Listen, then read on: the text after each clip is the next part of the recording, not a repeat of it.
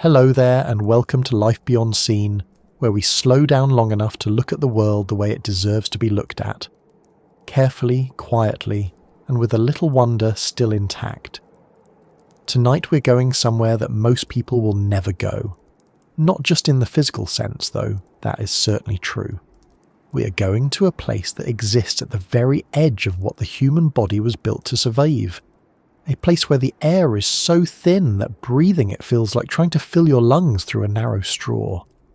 Where the temperature can drop low enough to freeze exposed skin in minutes. Where the wind comes across the ridge at speeds that make standing upright feel like an act of defiance. Where the sky above you is a deeper shade of blue than you have ever seen, because you are so high that the atmosphere itself has thinned to almost nothing. There are places on Earth that do not feel like they belong to us. They belong to something older and larger and far less interested in our presence. The high Himalayas are one of those places, and sitting at the centre of that range, rising above everything else on this planet, is a mountain that for most of recorded history sat beyond the reach of any human being who tried to approach it seriously. We are talking about Everest tonight, but not the Everest of guided tours and commercial expeditions and Instagram photographs taken at the summit. We're going back much further than that. Back to the morning of May 29th, 1953, when two men stood at the top of the world for the first time in all of human history. One of them was a tall, quiet beekeeper from New Zealand who had learned to climb mountains in his spare time. The other was a Sherpa from the Himalayan foothills who had already survived more on that mountain than most people would dare to attempt in a lifetime. Together, on that cold May morning, they did something that no one had ever done before. They reached the summit of the highest point on Earth and came back down alive to tell about it. That story is what we are here for tonight. Before we go any further, I want to ask you something. Where are you right now as you listen to this? Are you at home, settled in for the night with the lights low and a blanket nearby? Are you somewhere cold or somewhere warm? What is the temperature outside your window right now? Whatever it is, I want you to hold that number in your mind for a moment. Because at the summit of Everest, the temperature on the morning of May 29th, 1953 was somewhere around minus 27 degrees Celsius, and the air up there holds only about 1/3 of the oxygen that you're breathing right now, wherever you're sitting. 1/3, not half, 1/3. The air at the summit is so thin that most people who arrive there without supplemental oxygen lose consciousness within minutes. The human body, even a very strong and well-trained one, simply cannot sustain itself at that altitude for long. It begins to deteriorate the moment it arrives, and yet two men climbed up there and stood on the top. That is the story we're going to spend this evening with. If you are new here, I hope you will consider subscribing to Life Beyond Seen. We do this kind of long, slow, careful storytelling regularly, and if you enjoy spending an evening with a story told properly, this channel is built for exactly that. And if tonight's journey resonates with you, a like goes a long way toward helping other people find their way here too. We appreciate every single one. Now, let us begin. To understand why May 29th, 1953 mattered as much as it did, you have to understand what the mountain had been before that morning. Not just geologically, not just geographically, but in terms of what it represented to the people who had spent decades trying to reach its summit and failing. Everest was not simply a tall mountain. It had become something closer to a symbol of the absolute limit of human endurance. A place where the Earth itself seemed to push back against any attempt to stand at its highest point. For most of the world outside the Himalayas, the mountain did not even have a name until the mid-19th century. The people who had lived in its shadow for centuries had their own names for it, of course. Tibetan communities called it Chomolungma, which translates roughly as Goddess Mother of the World. In Nepali it was Sagarmatha, a word that carries meanings connected to the sky and the ocean and the forehead of something vast. These names came from cultures that had understood the mountain as a sacred presence for generations. It was not something to be conquered. It was something to be respected, approached carefully and perhaps never fully understood. The name Everest came later, and from a very different tradition. British surveyors working in India during the 1840s and 1850s were engaged in one of the most ambitious mapping projects in history, known as the Great Trigonometrical Survey of India. They were measuring the heights of Himalayan peaks from the plains far below, using theodolites and mathematical calculations of extraordinary precision. In 1852, a Bengali mathematician named Radhanath Sikdar, working with the survey's data, calculated that a peak they had labelled Peak 15 was the highest mountain on Earth. He reportedly walked into the office of the Surveyor General and announced with some excitement that he had discovered the highest mountain in the world.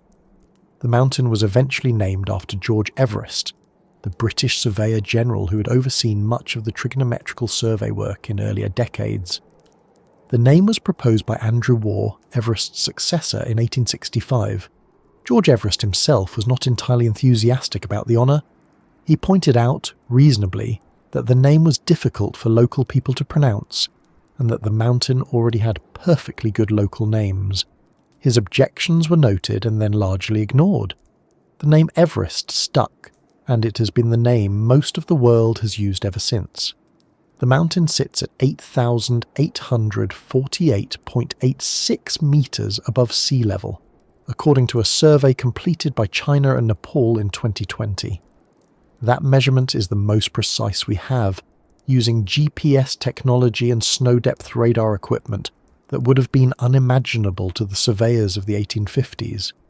It is part of the Mahalanga Himal subrange of the Himalayas, a range that was formed over tens of millions of years by the slow, grinding collision of the Indian tectonic plate pushing northward into the Eurasian plate. The collision began roughly 50 to 60 million years ago, and it is still happening today, which means Everest is technically still rising, though at a rate measured in millimetres per year. None of that geological context makes the mountain feel any smaller when you're standing at its base looking up. If anything, knowing that the ground beneath it is the product of two continental masses pressing against each other with incomprehensible force makes it feel appropriately enormous. What the mountain's height means in practical terms for any human being who tries to climb it is this. Above roughly 8,000 metres, the human body cannot acclimatise. It cannot adjust. It cannot get used to the altitude. Below that line, given enough time, the body will produce more red blood cells, the lungs will work harder, and a person can eventually function reasonably well. But above 8,000 metres, that process reverses. The body begins to break down. Cells are deprived of oxygen. Thinking becomes slow and confused. Muscles weaken. The digestive system shuts down. Sleep becomes nearly impossible. The body is not adapting. It is failing, slowly. And the longer a person stays above that line, the worse it gets. Climbers call this region the death zone, and the name is not an exaggeration. This is the place that Edmund Hillary and Tenzing Norgay chose to spend the night of May 28th, 1953, in a small tent on a narrow ledge, waiting for morning. But we are getting ahead of ourselves. The full weight of what those two men accomplished on that summit morning only makes sense if you understand everything that came before it. The decades of attempts. The men who went up and did not come back. The expeditions that turned around just short of the top, beaten by weather or exhaustion or equipment that simply was not good enough for a place that cold and that high. The geopolitical shifts that changed which countries could even approach the mountain and from which direction. The science that had to be done, the logistics that had to be worked out, the relationships that had to be built between British climbers and Sherpa guides who knew these mountains far better than any outsider ever would. All of that is part of the story of May 29th, 1953. The summit moment was the end of something that had been building for over 30 years. It was not a single act of individual courage. It was the result of a long, complicated and sometimes tragic accumulation of effort by a great many people, most of whose names you have probably never heard. And at the centre of it, when the moment finally came, were two men who were in many ways complete opposites. Edmund Hillary was a lanky New Zealander who'd grown up tending beehives and had discovered mountaineering almost by accident in his 20s. He was practical, methodical, and had a dry sense of humour that people who knew him always mentioned. He was not from a wealthy background, not from a military tradition, not from the established world of British alpinism. He was, in a fairly straightforward way, a beekeeper who turned out to be extraordinarily good at climbing mountains. Tenzing Norgay was something altogether different. He had grown up in poverty in the high-altitude villages of the Khumbu region, had worked as a porter and then as a climbing Sherpa for years before anyone outside a small circle of mountaineers knew his name. By 1953, he had already been on Everest multiple times. He had survived conditions that would have ended the attempts of many experienced climbers. He was not on the 1953 expedition as a support figure. He was there as a climber, one of the best high-altitude climbers in the world, recognised as such by everyone on the team who had watched him move across ice and rock at extreme altitude. These two men were roped together on the morning of May 29, 1953. And together, they did what no one had ever done. That is the story we're going to tell tonight. And to tell it properly, we have to go back much further than 1953. We have to go back to the first time anyone looked at that mountain from the outside and thought seriously about what it would take to reach the top.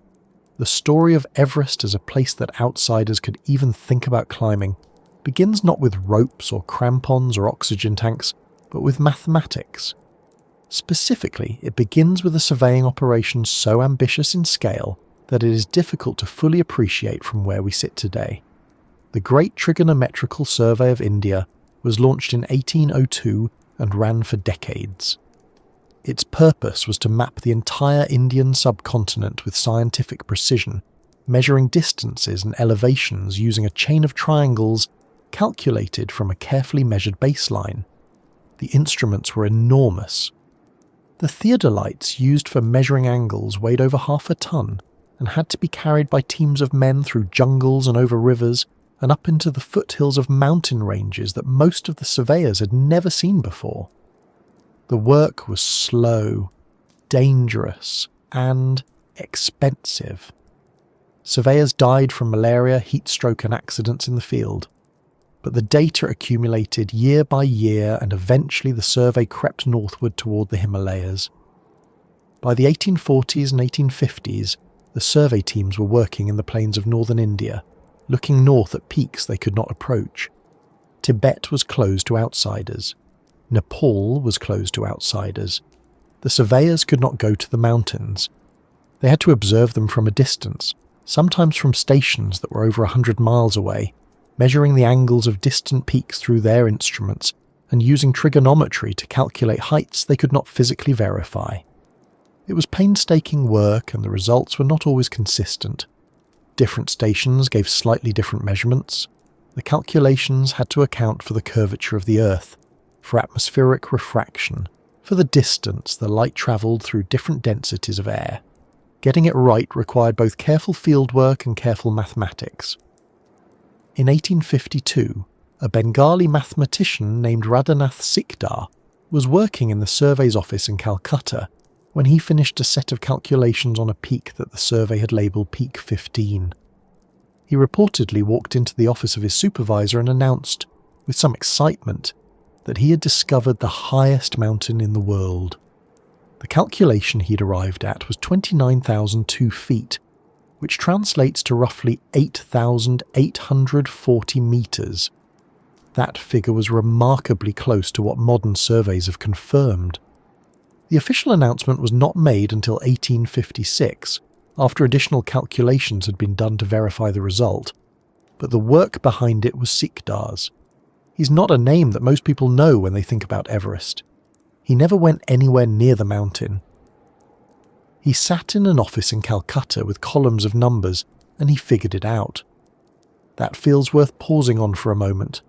The peak was officially designated the highest mountain in the world, and Andrew Waugh, the Surveyor General at the time, proposed naming it after his predecessor George Everest.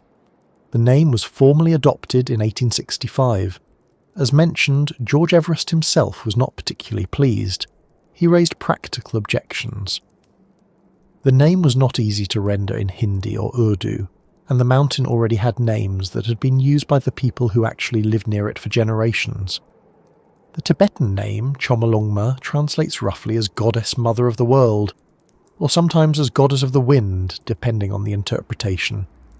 The Nepali name, Sagamatha, means something like Forehead of the Sky, or Head in the Clouds. Both names carry a sense of reverence, of the mountain as something more than a geological feature. For the communities living in its shadow, this was not simply a tall piece of rock, it was a sacred presence. Those names and that understanding of the mountain had existed for centuries before any British surveyor pointed an instrument at it from 100 miles away. The British, for their part, were interested in the mountain primarily as a geographical fact and eventually as a challenge. The Imperial project had a habit of treating the natural world as something to be measured, catalogued, and then conquered. Once Everest was established as the highest point on Earth, it was perhaps inevitable that someone would eventually decide it needed to be climbed. That impulse took a while to translate into actual expeditions, partly because of the political barriers and partly because the logistical challenges were so significant that it took time for anyone to figure out how to even attempt it seriously. But by the early 20th century, the idea had taken hold, and the British mountaineering establishment was the one driving it forward. The mountain is part of the Mahalangur Himal subrange of the Himalayas, sitting on the border between Nepal and Tibet. It is flanked by other enormous peaks. Lhotse, the fourth highest mountain in the world, sits immediately to the south, connected to Everest by a high ridge. Nuptse is to the southwest. The geography matters because it shapes the routes available to climbers. The mountain does not have a single obvious path to the top. It has faces and ridges and couloirs that each present their own particular combination of difficulties. Finding the right line, the one that was actually climbable with the equipment and knowledge available, took many years and many expeditions to work out. And those early expeditions approached from the north through Tibet, because Nepal was not yet open to outsiders. What the mountain is, physically, is a pyramid of rock and ice thrust upward by forces that operated on a scale almost impossible to picture. Roughly 50 to 60 million years ago, the landmass that is now the Indian subcontinent was drifting northward across what was then a wide ocean. When it collided with the Eurasian plate, the force of that collision had nowhere to go except upward. The seafloor sediment between the two plates was crumpled and folded and pushed skyward. Marine fossils have been found near the summit of Everest, which is one of those facts that takes a moment to settle. The rock at the top of the highest mountain on Earth was once at the bottom of an ocean. The collision is still ongoing.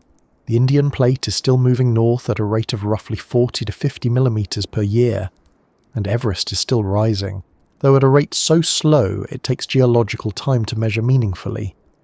What that means in human terms is simply that the mountain is a product of unimaginable force acting over unimaginable time, and it carries that quality in the way it looks and the way it behaves. The conditions on the mountain are worth describing in some detail, because they are what every person who has ever tried to climb it has had to contend with. At the summit, the atmospheric pressure is roughly 1/3 of what it is at sea level. That means the air contains about 1/3 the oxygen that you are breathing right now, wherever you are. The human body at sea level is accustomed to a certain concentration of oxygen in each breath, and it has systems built around that concentration. At altitude, those systems begin to fail. The heart works harder. Breathing becomes rapid and shallow. The brain, which is extraordinarily sensitive to oxygen deprivation, begins to malfunction in ways that range from headaches and poor judgment to hallucinations and loss of consciousness. Climbers above 8,000 meters are in a place where their bodies are actively deteriorating with every hour they remain there. The only question is how fast, and whether they can get up and down before the deterioration becomes irreversible. The temperatures are brutal and variable. During the day, the sun at altitude can be intense enough to cause severe sunburn, even while the air temperature remains well below freezing. At night, Temperatures on the upper mountain regularly drop to minus 30 or 40 degrees Celsius, and the wind can drive those temperatures lower still. The jet stream passes directly over the summit for much of the year, bringing winds that can exceed 200 kilometers per hour. There is a narrow window, typically in May and sometimes in October, when the jet stream shifts enough to allow relatively calm conditions near the summit. Missing that window means being turned back by weather. The early expeditions had no weather forecasting. They could look at the sky and feel the wind and make educated guesses, but they had no way to know with any certainty what conditions would be like on any given day. They were working with limited information about a place that punished uncertainty severely. And yet people kept going. That is perhaps the most human thing about this whole story. The mountain had every possible argument against being climbed. The altitude, the cold, the wind, the technical difficulty of the terrain, the remoteness, the cost and complexity of getting there at all. None of it stopped people from trying. The early British expeditions of the 1920s and 1930s documented what the mountain was like in extraordinary detail, even as they failed to reach the top. Their reports and photographs gave the mountaineering world the first real picture of what Everest actually demanded. And the picture was daunting. This death zone, as it came to be called, was not a term invented for dramatic effect. It is a practical description of a physiological reality. Above 8,000 meters, the human body is in a state of managed crisis. Every system is being compromised. The longer you stay, the worse it gets, and there is no plateau, no moment where your body adjusts and stabilizes. You're either moving up toward the summit and then moving down, or you're dying slowly. That is not an exaggeration. People have died on Everest because they moved too slowly, because they stayed too long, because they made the decision to push a little further when they should have turned back. The mountain does not forgive those decisions. For the communities who lived near it, the mountain was not a challenge to be overcome. It was a boundary. The Sherpa people, who had lived in the Khumbu Valley for generations, had a deep and practical relationship with the high Himalayas. They were not strangers to the mountains. They crossed high passes, they herded animals at elevations that would leave most lowlanders gasping, and they had a cultural and spiritual framework for understanding the mountains as sacred places. Chomolungma was not something to be conquered. It was something to be respected, approached with care, and if possible, left alone. When the British expeditions arrived looking for guides and porters, the Sherpas who agreed to help them were making a practical economic choice. But they were also entering into a relationship with the mountain on terms that were not entirely their own. That tension runs through the entire history of Everest climbing, from the first expeditions of the 1920s right up through the commercial era of the 1990s and beyond. But in the early decades of the 20th century, none of that complexity was fully visible yet. What was visible was a mountain that had been identified, measured, and named, and that now sat in the imagination of the mountaineering world as the ultimate problem. The highest point on Earth, unreached, possibly unreachable. The question of whether a human being could survive at the summit was genuinely open. The physiologists were not certain. The mountaineers were not certain. The only way to find out was to go there, and the British were determined to be the ones who did. The first serious attempt to actually climb the mountain, rather than simply survey it from a distance, came in 1921. And with that expedition, the story shifts from the abstract to the personal, from geology and mathematics to cold hands and steep ice, and the particular faces of particular men who looked up at the summit and decided, against most reasonable judgment, to try to reach it. The reconnaissance that year did not attempt to summit.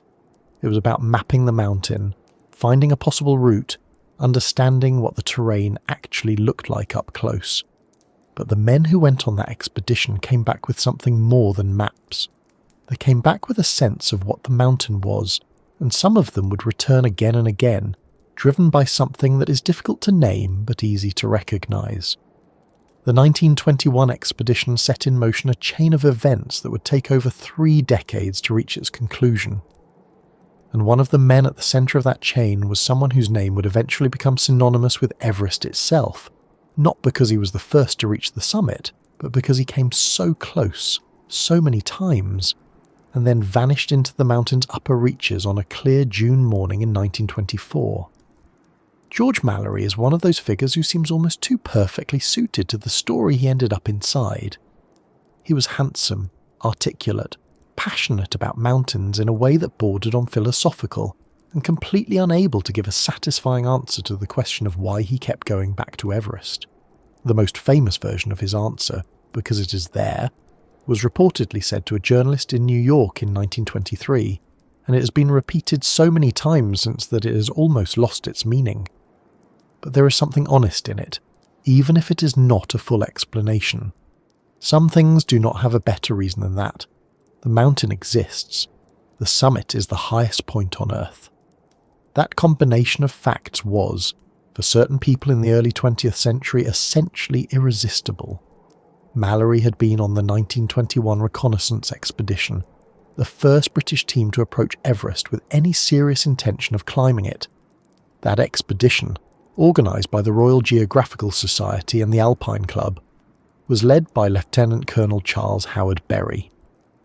The team approached from Tibet through the northern side of the mountain, because Nepal was closed to outsiders at the time. They mapped the terrain, identified possible routes, and Mallory in particular spent weeks studying the mountain from every angle he could reach.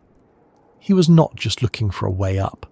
He was trying to understand the mountain as a whole, the way it behaved, the way its ridges and faces connected. By the time the 1921 expedition ended, Mallory had identified the northeast ridge as the most promising line, and he had also seen, from a distance, the route through the western Siba-Biem on the Nepali side, though that approach was not available to them. He came back in 1922. The second British expedition, led by General Charles Bruce, was a serious attempt at the summit, not just a reconnaissance. It was larger, better equipped, and carried with it something new and somewhat controversial: supplemental oxygen. The idea of using bottled oxygen at altitude had been proposed and debated for years. Some mountaineers felt it was a form of cheating, that the mountain should be climbed on its own terms. Others recognised it as a practical necessity, a tool like crampons or rope, something that made the impossible merely very difficult. The 1922 expedition included both camps, and they made attempts both with and without oxygen. George Finch, an Australian-born chemist and climber who was one of the oxygen advocates, reached approximately 8,320 metres with Geoffrey Bruce on May 27th, 1922. That was the highest any human being had ever stood on the surface of the Earth. It was a significant moment, and it was achieved using supplemental oxygen. Mallory made his own attempts without oxygen and could not match that altitude. The expedition was cut short when an avalanche on June 7th killed 7 Sherpa porters on the lower slopes of the mountain. It was the first recorded fatalities on Everest, and the team withdrew. Mallory returned in 1924. He was 37 years old, a schoolteacher, married with 3 children. He had been on Everest twice before and had not reached the summit.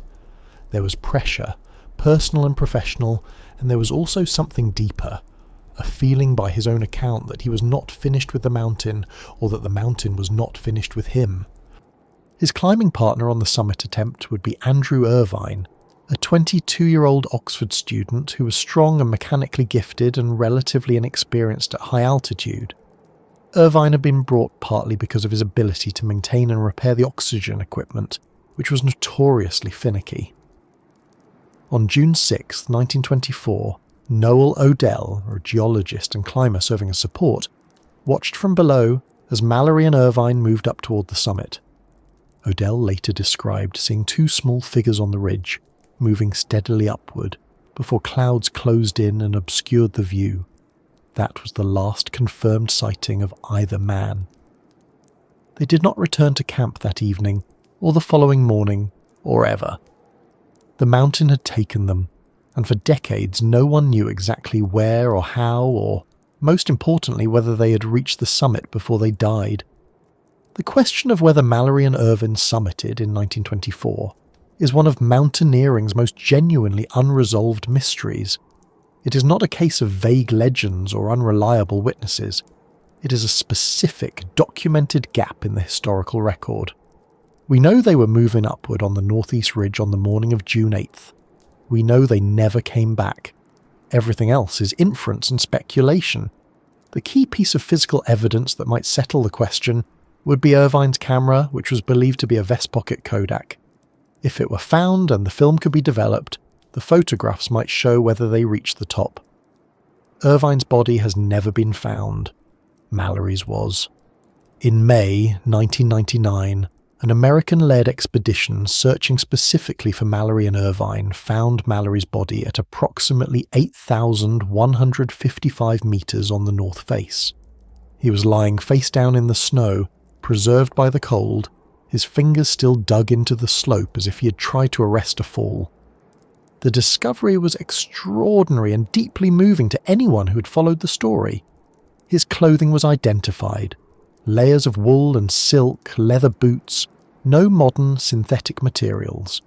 He was carrying letters and a pair of goggles, but not the photograph of his wife Ruth that he had said he intended to place on the summit. Some people took that as a hint that he had been there. Others pointed out that the photograph might simply have been lost or left behind. His oxygen equipment was also examined. The bottles were empty, which tells us he had used all his oxygen. Whether that happened on the way up or the way down or both is impossible to say.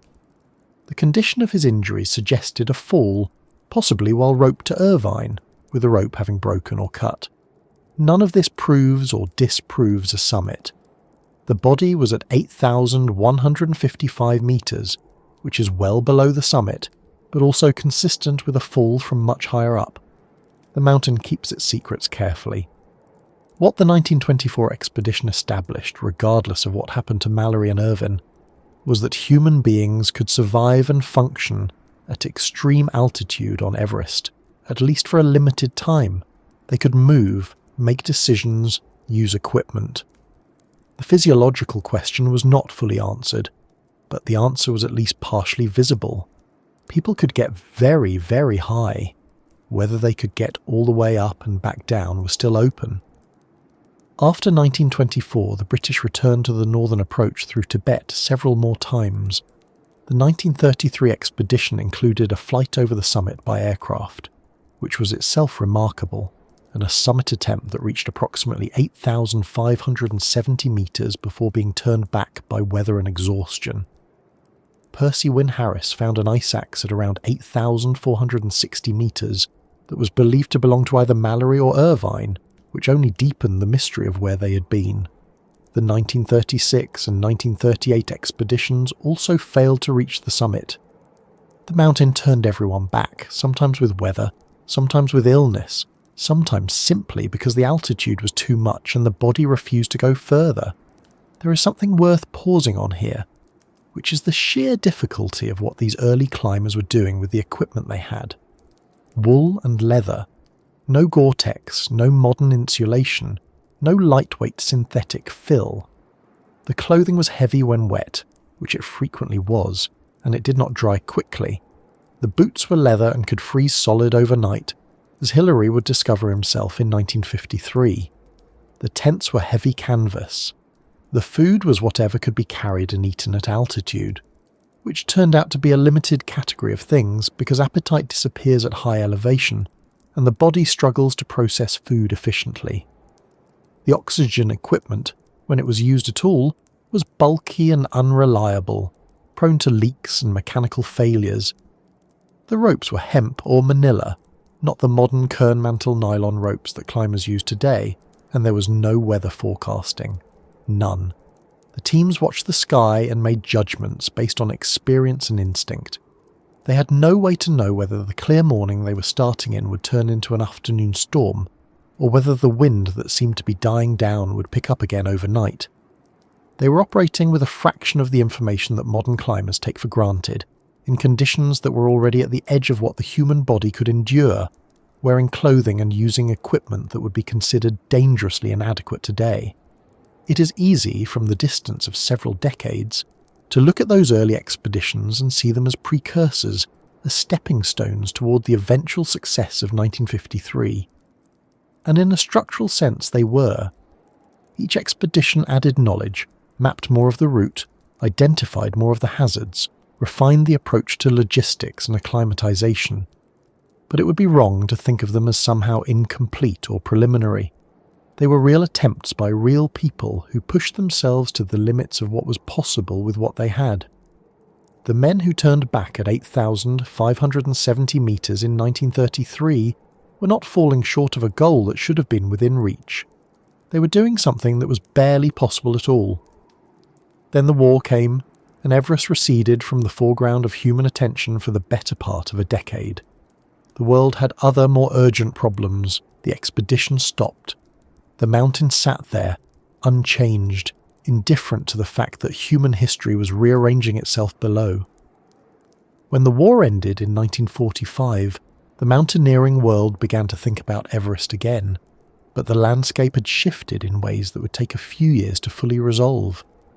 Tibet, which had provided the northern approach to the mountain for all the British expeditions of the 1920s and 1930s, was increasingly closed to outsiders as Chinese influence grew.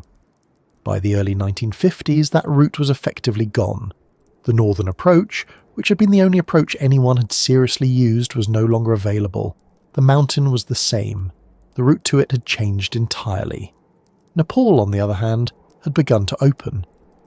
The country had been closed to foreigners for most of its modern history, a deliberate policy of isolation. In 1949, Nepal began allowing limited foreign access, and in 1950 and 1951 the first small expeditions made their way into the Khumbu region from the south. Eric Shipton, one of the veterans of the 1930s British expeditions, led a reconnaissance of the southern approach in 1951 and confirmed what Mallory had glimpsed from a distance 30 years earlier. There was a route from the south, through the Khumbu icefall and up through the western Tirem and the Lhotse face to the South Col, and from there to the summit. It was not easy. The Khumbu icefall alone was a serious obstacle, but it was a route. The mountain was open again, from a different direction, and the race to the summit was about to accelerate considerably. The British were not the only ones who had noticed. The Swiss had been watching the situation closely, and they moved quickly. They secured a permit for 2 expeditions in 1952, one in the spring and one in the autumn, and they put together a serious team. Their spring expedition included a Sherpa climber who had already been on Everest several times and who would, the following year, become one of the 2 men to first stand on its summit. His name was Tenzing Norgay, and by 1952 he was already one of the most experienced high-altitude climbers in the world, even if the wider world did not yet know his name. The spring 1952 Swiss expedition reached very high on the mountain. Tenzing and a Swiss climber named Raymond Lambert pushed to approximately 8,599 metres, which was a new altitude record and a remarkable achievement. They were within striking distance of the summit, close enough to see it clearly, to feel that it might actually be possible, but they were exhausted. Their equipment was failing, and the cold was severe. They spent a night at extreme altitude with almost nothing, burning their ice axes for a small amount of warmth, barely sleeping, barely surviving. In the morning they had nothing left. They turned back. The autumn 1952 Swiss expedition fared even worse, turned back by brutal conditions before reaching the same height. The mountain had held on again, but the Swiss had proved something important. The southern route worked, at least in principle. The South Col was reachable, the upper mountain was reachable. The summit was close enough that the next team with a good plan and good conditions might actually get there. The British had been watching all of this with a mixture of admiration and quiet anxiety. They had been the primary force in Everest exploration for 3 decades. The mountain had become, in a way that was not entirely rational, but was entirely understandable, bound up with British national identity and pride. The The Swiss had come within perhaps 250 metres of the summit. A French team had a permit for 1954.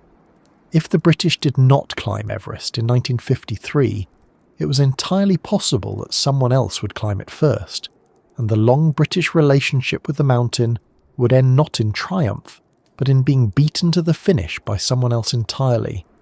That possibility focused minds considerably.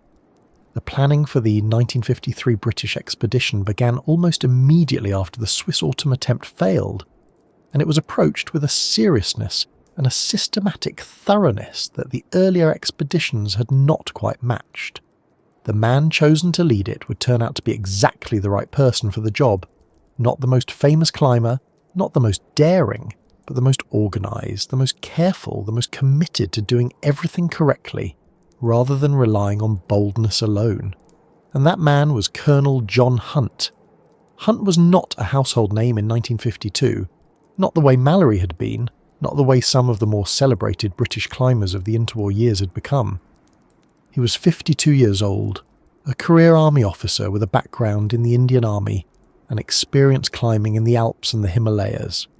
He had attempted to join a previous Everest expedition in the 1930s, but had been turned down on medical grounds, a decision that must have stung at the time, and which probably gave him a particular kind of quiet motivation when the committee finally came to him in 1952. He was precise, organised, and deeply serious about planning. He was not flashy.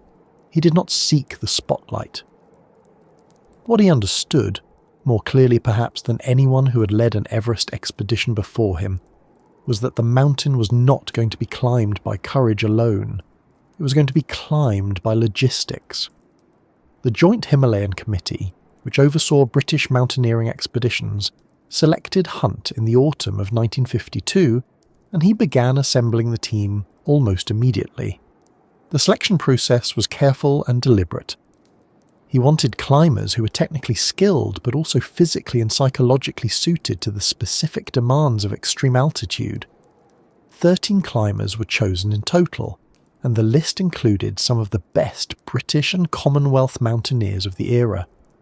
Charles Evans and Tom Bourdillon were among them, both strong technical climbers, and Bourdillon in particular had been deeply involved in developing the oxygen equipment that the expedition would rely on. George Lowe was a New Zealander, a close friend of Edmund Hillary's, steady and enormously capable in difficult terrain.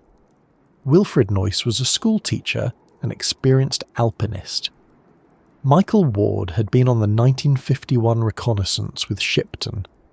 And then there was Edmund Hillary. Hillary was 33 years old in 1952. He had been born on July 20th, 1919, in Auckland, New Zealand, the son of a beekeeper, and he had grown up in a fairly ordinary middle-class household in the town of Tuakau, south of Auckland. He was tall, 6 feet 2 inches, and physically powerful, with a long angular face and a manner that people who met him tended to describe as unpretentious, to the point of being almost startling.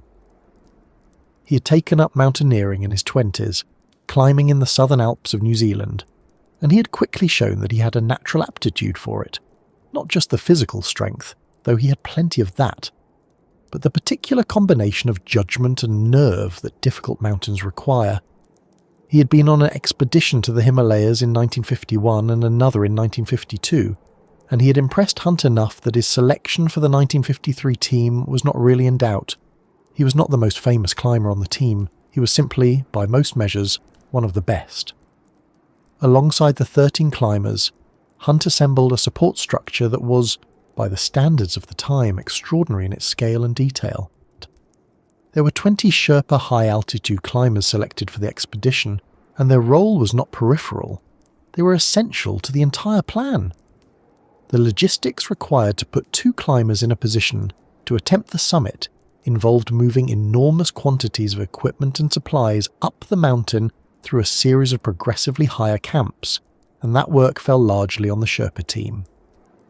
Among those 20, one stood out immediately to everyone who worked with him. Tenzing Norgay, who had already been higher on Everest than almost any other human being alive, was recognised almost from the first days of the expedition as exceptional.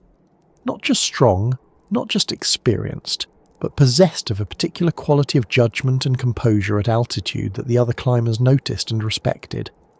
The equipment itself deserves some attention, because it represented a significant advance over what earlier expeditions had carried.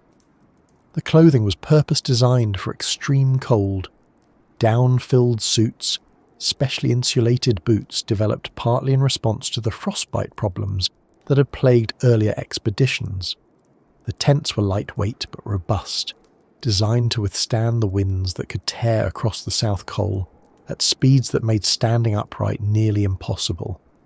The food was carefully chosen for caloric density and palatability at altitude, where appetite tends to disappear and even the effort of eating can feel like too much. And then there was the oxygen. The oxygen question had been debated for decades in mountaineering circles. Some climbers felt strongly that using supplemental oxygen was a form of cheating, that the mountain should be climbed on human physiology alone. Others argued, more practically, that without oxygen the summit was probably impossible, and that the debate about purity was somewhat academic if the mountain simply could not be climbed. The 1953 expedition came down firmly on the side of using oxygen, and the equipment they brought reflected serious scientific thought. Griffith Pugh, a physiologist who had studied human performance at altitude and had been on the 1952 Cho-Oyu expedition with some of the same team members, was instrumental in designing the oxygen systems and in establishing the protocols for how and when they should be used.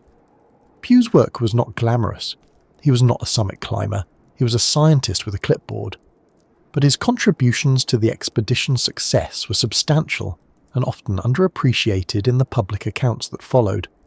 He calculated flow rates, tested equipment, and worked out the acclimatization schedule that gave the team the best possible chance of functioning at extreme altitude. Hunt's plan for the summit was systematic in a way that previous expeditions had not been. Rather than sending one pair of climbers up and hoping for the best, he planned 2 summit attempts in sequence. The first pair, Evans and Bourdillon, would use closed-circuit oxygen sets, which recycled exhaled air and were theoretically more efficient but also heavier and more prone to malfunction. If they succeeded, the expedition was done. If they came close but failed, they would gather information about the final section of the route that the second pair could use. The second pair, Hillary and Tenzing, would use open-circuit sets, simpler and more reliable, and would follow a day or 2 behind. Hunt was not naive about the uncertainties involved. Weather, equipment failure, physical collapse, a sudden change in conditions, any of these could end the attempt at any stage. But the plan was as thorough as human foresight could make it, and that thoroughness was itself a kind of confidence. The expedition began gathering in Kathmandu in early March 1953. Nepal's capital in those years was a quieter city than it would later become, still largely medieval in its architecture and pace, and the arrival of a large British expedition with hundreds of porters and tons of equipment was a notable event. The team spent a few days organising supplies and finalising arrangements before beginning the approach march to base camp, which would take roughly 2 weeks on foot through the Khumbu Valley. Those 2 weeks of walking were not merely logistical. They were, in a real sense, part of the expedition itself. The route from Kathmandu to the foot of Everest passes through some of the most beautiful landscape on Earth. Rhododendron forests in bloom in March, terraced fields on hillsides, small Sherpa villages with their prayer flags and stone walls, and the particular kind of quiet that comes from living at altitude, in a landscape that has not been much altered by the modern world. The team passed through Namche Bazaar, the main Sherpa trading town in the Khumbu, and stopped for several days at the monastery of Tiangboche, which sits at around 3,867 metres on a ridge with views of Everest, Lhotse and Ama-Dablam. The monks received them, and the team rested and acclimatised and looked up at the mountain they had come to climb. It must have been a strange few days. The beauty of the place, the monastery bells, the cold morning air, and above it all the summit of Everest catching the light in the early morning and then disappearing into cloud by midday. Acclimatization was not optional. Pugh's research had made clear that the body needed time to adjust to altitude in stages, producing more red blood cells, adapting its breathing patterns, slowly and imperfectly preparing for the demands of the upper mountain. Moving too quickly was one of the most common mistakes on high-altitude expeditions, and Hunt was not going to make it. The approach march itself served an acclimatization function, and the team made additional acclimatization climbs in the Khumbu region before moving toward base camp. Base camp was established on the Khumbu Glacier at approximately 5,364 meters in late March. At that altitude, the air already holds significantly less oxygen than at sea level, roughly half in fact. Breathing is noticeably harder with any exertion. Sleep is disrupted, headaches are common. And this was the starting point. Everything above was harder. The 10,000 pounds of equipment that the expedition had brought needed to be organised, sorted, and prepared for the carries up the mountain. The 350 porters who had carried loads from Kathmandu were paid and sent back down. From here, the work of the mountain itself began, and the first serious obstacle was not the Lot's Face, not the South Col, not the final ridge. It was the Khumbu Icefall, a churning, fractured river of ice that guarded the entrance to the western CWM and had no safe way through it, only less dangerous ones. Finding that route, fixing it, and then crossing it again and again with heavy loads was going to be the first real test of whether this expedition had what the previous ones had not. It is worth pausing here for a moment on what the situation actually was by the spring of 1953, because the scale of what had been organised is easy to take for granted in retrospect. There were 13 climbers, 20 Sherpa high-altitude climbers, a physiologist, a doctor, a filmmaker, and a journalist from the Times of London who had exclusive rights to the story. There was a plan that had been developed over months, drawing on every piece of knowledge accumulated from 3 decades of Everest expeditions. There was equipment that represented the best available science and technology of the era. And there was, behind all of it, the awareness that this was very likely the last chance for a British team to be first. The French permit for 1954 was real. The Swiss had demonstrated that the route was viable. If the 1953 expedition failed, the summit of Everest would almost certainly be climbed by someone else within a year or two, and the long British chapter in the history of this mountain would close without the ending it had been working toward for more than 30 years. That awareness did not create panic, at least not visibly. Hunt was not the kind of man who communicated anxiety to his team, but it was there, underneath the careful planning and the systematic approach, as a kind of quiet pressure that made the thoroughness of the preparation feel not excessive but exactly right. Every decision mattered, every piece of equipment mattered, every choice about acclimatization and timing and camp placement mattered. There was no room for significant error, and everyone on the team understood that, whether or not it was said directly. What happens next is the story of how a plan meets a mountain, and how the gap between the two is closed, or not, by the people involved. The approach march was done. Base camp was established. The equipment was ready. The Sherpas were ready. The climbers were as prepared as weeks of careful planning and acclimatization could make them. And above them, the Khumbu Icefall waited, shifting and groaning in the cold, indifferent to the fact that the most carefully organised Everest expedition in history had arrived at its foot and was about to begin the slow, methodical work of finding a way through. By the time the expedition had settled into base camp and the first careful steps toward the icefall were being taken, the shape of what was coming had already been decided, at least on paper. John Hunt had spent months before the team ever left England designing a plan for how this mountain would be climbed, and it is worth spending some time with that plan because it tells you something important about how this particular expedition was different from the ones that came before it. Hunt was a colonel in the British Army, and he thought like one, not in a rigid or inflexible way, but in the sense that he understood logistics, he understood the relationship between supply and capability, and he understood that ambition without preparation is just wishful thinking. He had climbed in the Himalayas before the war, reaching over 7,000 metres in the Zojila region, and he had the kind of practical high-altitude experience that made him credible to the climbers he was leading. He was not a figurehead, but his greatest contribution to the 1953 expedition was probably not any single climb he made on the mountain. It was the system he built before anyone set foot on it.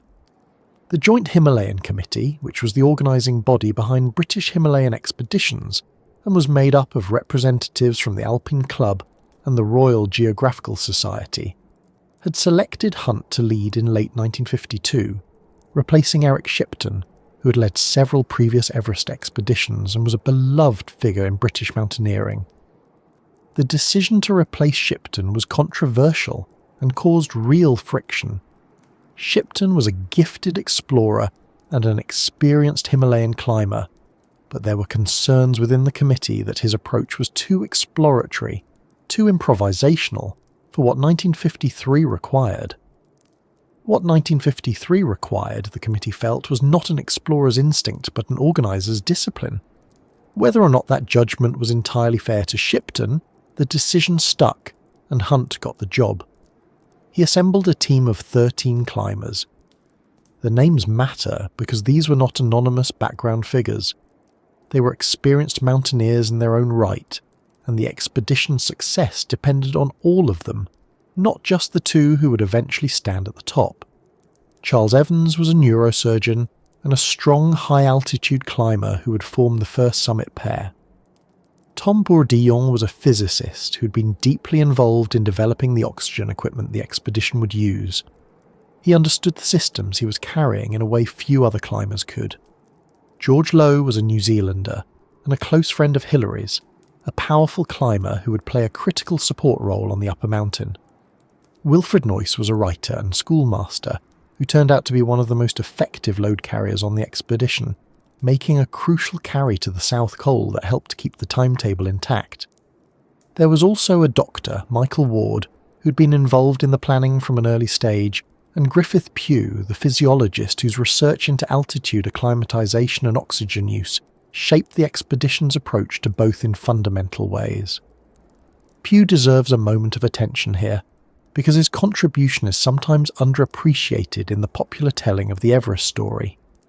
He was a scientist at the Medical Research Council, and he had studied what happens to the human body at extreme altitude with a rigour that previous expeditions had largely lacked.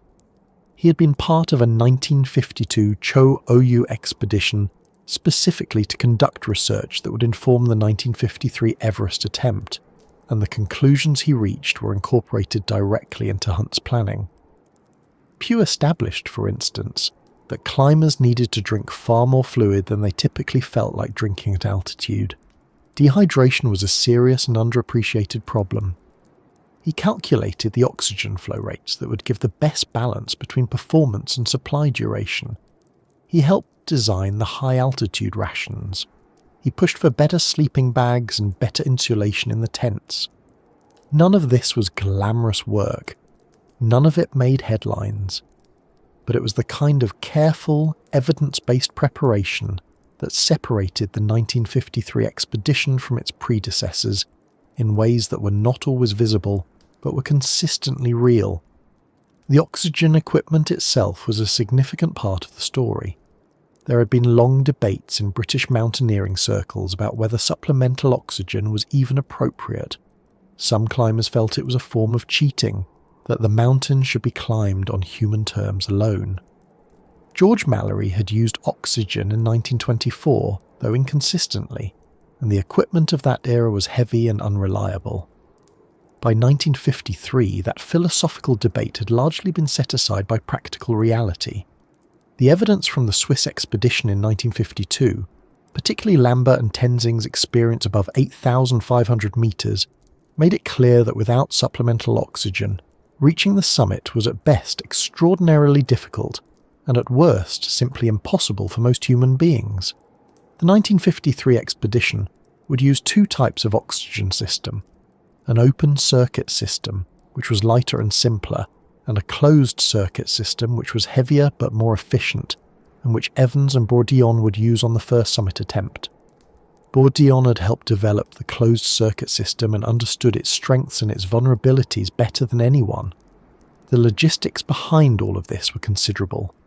The expedition had approximately 10,000 pounds of equipment, which is roughly 4.5 metric tons.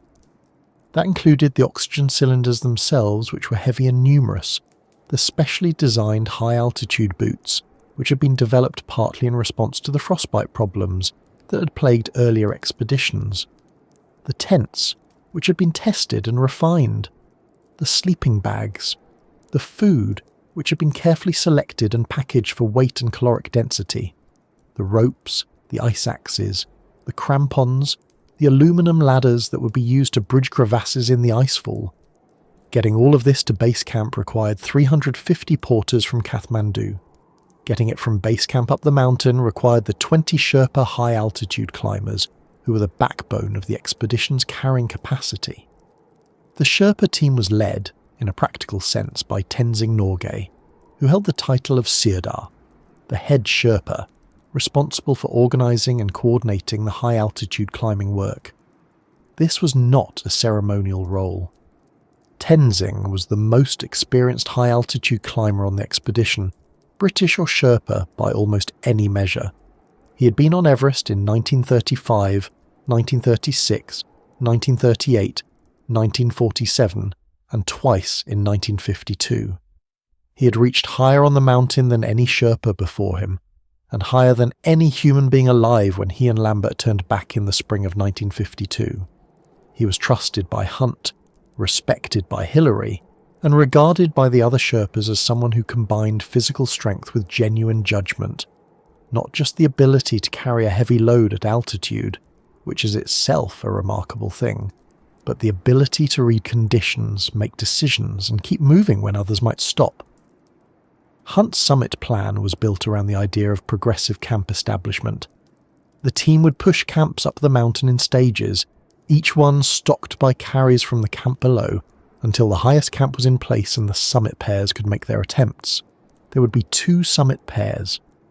The first would be Evans and Bourdillon, using the closed-circuit oxygen. They would go as high as they could, ideally to the summit, but if not, they would gather information about the route and the conditions above the South Col that the second pair could use. The second pair would be Hillary and Tenzing. They would use open-circuit oxygen and would attempt the summit after Evans and Bourdillon had either succeeded or turned back.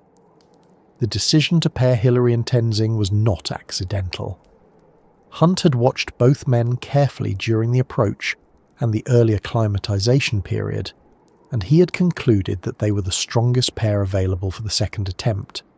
Hillary was 33 years old at the time of the expedition, physically powerful, technically skilled, and possessed of a particular kind of calm determination that was useful at high altitude where panic is expensive. He had been mountaineering in the New Zealand Alps since his mid-20s, had climbed in the Himalayas on a 1951 New Zealand expedition, and had been part of the 1952 Cho Oyu expedition that Pugh had also attended. He was not famous before 1953. He was a beekeeper from Auckland who had discovered that he was very good at climbing mountains, and who had pursued that discovery with the methodical seriousness of someone who takes things that matter to him seriously. Tenzing and Hillary had climbed together before the 1953 expedition, during the acclimatization period, and had developed a working relationship that was, by the accounts of both men, straightforward and effective. They communicated well, they moved at a compatible pace, they trusted each other's judgment. On a mountain like Everest, that kind of compatibility is not a small thing. Being roped together at extreme altitude with someone whose decisions you cannot fully predict or trust is a genuinely dangerous situation. Being roped to someone whose instincts you respect and whose physical capability you understand is something else entirely. What Hunt had built, by the time the expedition was at base camp and preparing to enter the icefall, was a system designed to give the summit pairs the best possible chance. Every carry, every camp, every decision about timing and acclimatization was oriented toward that goal. The individual heroism that popular imagination tends to attach to summit climbs, the lone figure against the mountain, was not really how Hunt conceived of it, and it was not really how it worked. The summit would be reached, if it was reached, because a large number of people did difficult work at high altitude to make it possible for two people to go a little higher. That is not a diminishment of what Hillary and Tenzing did. It is just an accurate description of how the thing was organised. There was also, running beneath all of this careful planning, the awareness of time. The climbing season on Everest in the spring is constrained by the monsoon, which typically arrives in late May or early June, and brings with it winds and snowfall that make climbing above the South Col essentially impossible. The expedition had a window, and Hunt knew its approximate edges. Too slow on the lower mountain, and the window would close before the summit pairs could get into position. Too fast, and acclimatization would be inadequate, and the risk of altitude sickness or worse would climb sharply. The balance between speed and caution was one of the central management challenges of the expedition, and Hunt held it in mind throughout. By early April, the team was beginning the work of the icefall in earnest. The camps were being stocked, the Sherpas were making carries, the acclimatization process was continuing. The weather, which is never entirely predictable on Everest regardless of the season, was being watched carefully. Hunt was tracking the progress of every carry, every camp, every piece of equipment moving up the mountain, adjusting and recalculating as conditions changed. It was, in its way, an impressive piece of management, not the kind of thing that photographs well or generates dramatic stories, but the kind of thing that makes dramatic stories possible. And somewhere in all of that careful machinery, Edmund, Hillary and Tenzing Norgay were doing what they had come to do. Climbing, carrying, acclimatizing and preparing for the moment when the support structure would fall away and it would be just the two of them, a rope, some oxygen, and the upper mountain. That moment was still weeks away.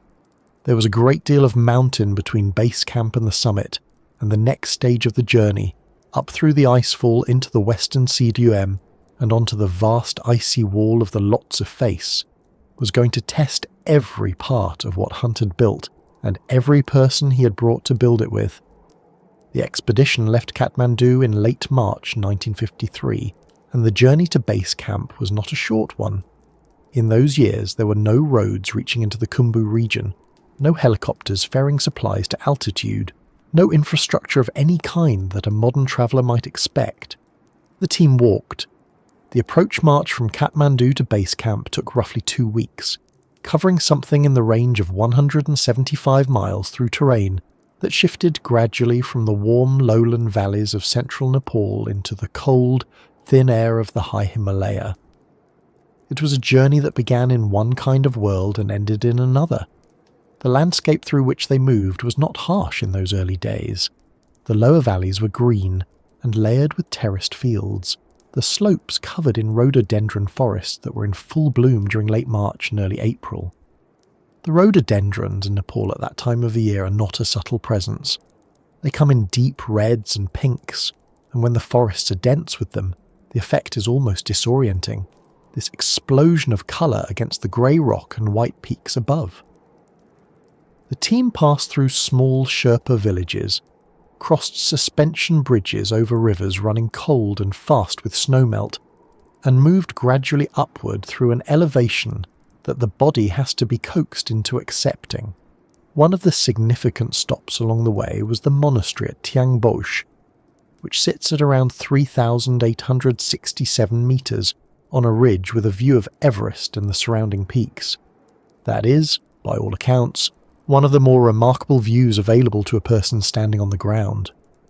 The team rested here for several days.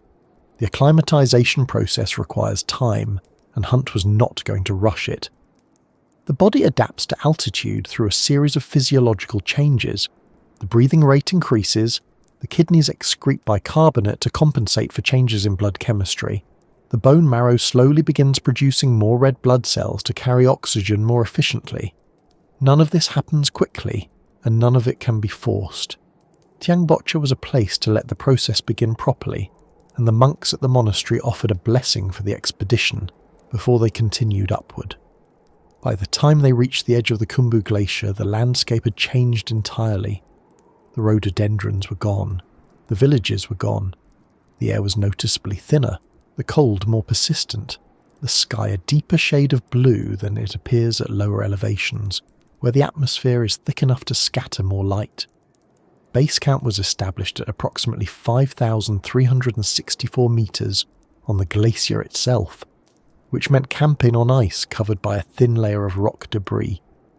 The tents were pitched on this uneven surface, and the glacier moved beneath them, slowly, imperceptibly in the course of a single day, but measurably over the weeks the team would spend there. It was not the kind of ground that invites you to feel settled. From base camp, the mountain presented its first serious obstacle almost immediately. The Khumbu icefall begins just above the camp, and it is one of those features of the natural world that is difficult to convey through description alone, because the scale of it operates at a level that the eye and the imagination do not naturally prepare for. The Khumbu Glacier flows down from the western CWM above, and as it does, it passes over a steep section of the underlying terrain that causes it to fracture and tumble. The result is a chaotic field of ice that extends for roughly 2 kilometres, a jumbled, constantly shifting mass of seracs, which are towers and blocks of ice that can stand anywhere from a few metres to the height of a 4-storey building, separated by deep crevasses that cut through the glacier in irregular patterns. The ice is not static.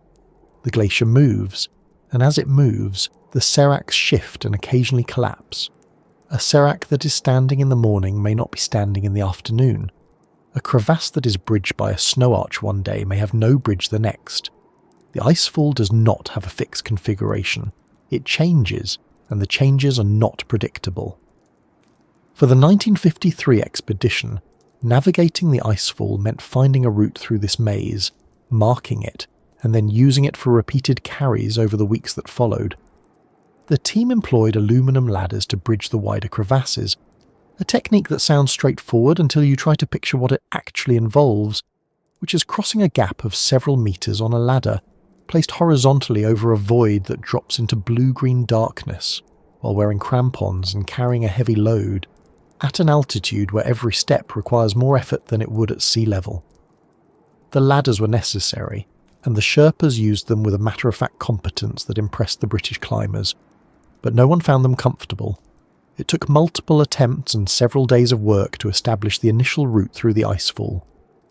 The climbers who led this effort, probing for hidden crevasses, testing snow bridges, deciding where to fix ropes and where to place the ladders, were doing something that required both physical capability and a particular kind of spatial judgment. The icefall does not offer a single obvious path. It requires reading the ice, understanding which sections are more stable and which are more likely to shift, and accepting that the reading will sometimes be wrong. Wilfred Noyce, one of the British climbers, was particularly active in the early carries through the icefall, as were a number of the Sherpas who had experience on the mountain from previous expeditions, and had a practical knowledge of the terrain that no amount of planning from below could replace. What the icefall demanded, beyond the physical and technical, was a particular psychological adjustment. The climbers had to cross it many times, not once, as a single dramatic challenge, but repeatedly, as a routine part of moving supplies up the mountain. Every camp above base camp had to be stocked through the icefall. Every climber who went higher had to pass through it going up and coming down. Over the course of the expedition, the team crossed the icefall dozens of times in total, and each crossing required accepting, consciously or otherwise, that the route was not safe in any ordinary sense of the word. It was only relatively safe, safer than some other routes, safer at certain times of day than others, safer with certain precautions than without them. But the underlying hazard never went away. A serac could fall at any moment without warning, and if someone happened to be in the wrong place when it did, there was nothing that planning or skill or experience could do about it. The team tried to cross the icefall in the early morning hours when possible. before the sun had a chance to warm the ice and increase the likelihood of collapse. This meant leaving base camp in the dark by headlamp, navigating a route through ice towers that looked different in artificial light than they did in daylight, moving as efficiently as possible to get through before conditions changed. It was exhausting work, and it was the kind of exhausting that accumulates over days and weeks rather than announcing itself dramatically in a single moment. The icefall was not one hard day. It was a sustained, repeated challenge that the expedition had to absorb as a normal part of what they were doing. There is something worth pausing on here, which is the sheer physical labour that underpinned the expedition's progress. The image of a summit climb tends to focus on the summit, the final push, the arrival at the top, the photographs.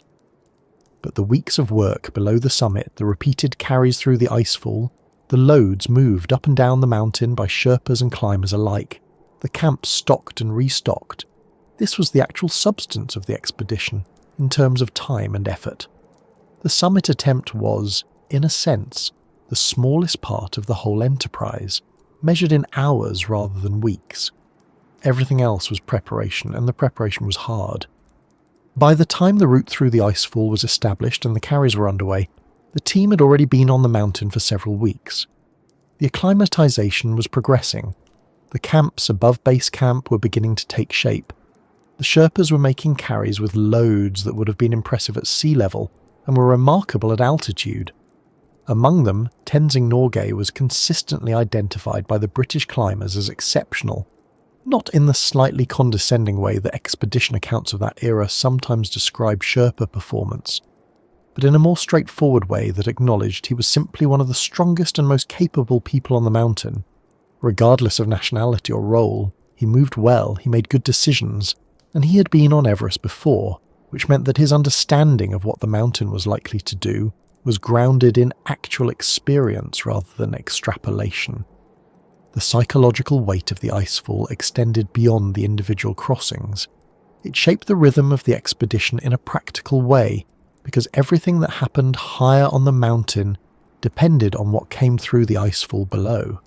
If a section of the route collapsed and had to be re-established, the carry stopped until it was fixed. If the conditions made a crossing too dangerous, the team waited. The icefall was a bottleneck, and Hunt was aware of it as a variable that could affect his timeline in ways that were difficult to plan around.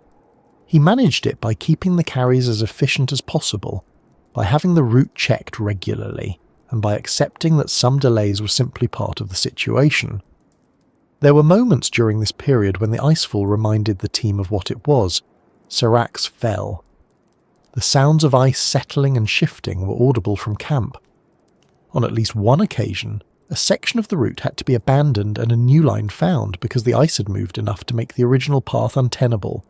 No one was seriously hurt in the icefall during the 1953 expedition, which, given the number of crossings made over the weeks of the climb, was partly good fortune and partly the result of careful management of when and how the crossings were made.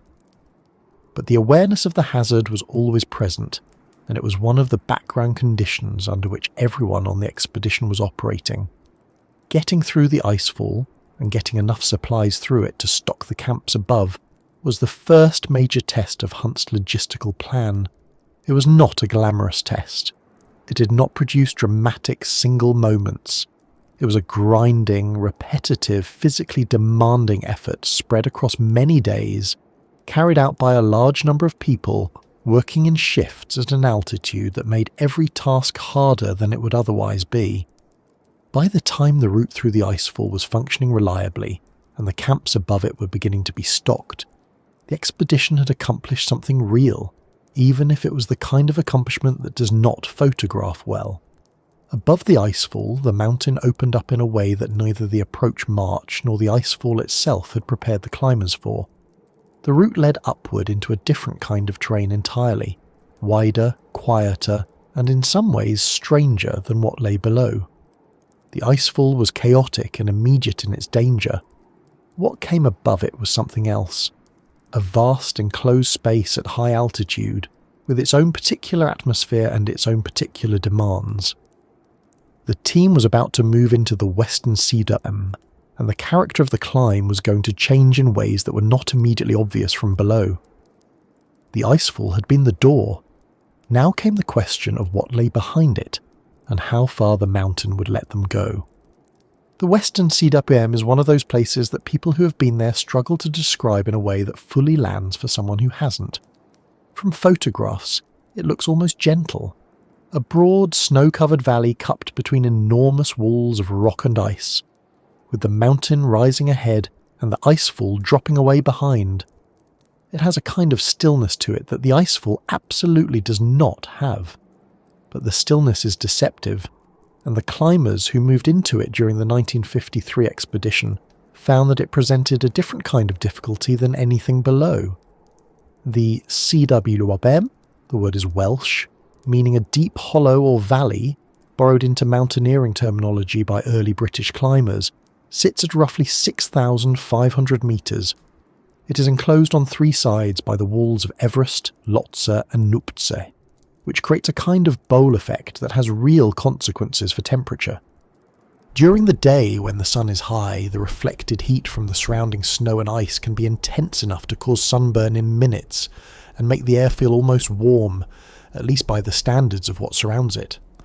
Climbers described pulling off layers in the middle of the day, which seems almost absurd at that altitude. Then, as the sun dropped and the shadow of the surrounding ridges crept across the CWM, the temperature would fall rapidly and dramatically. The difference between midday and late afternoon could be 40 degrees Celsius or more.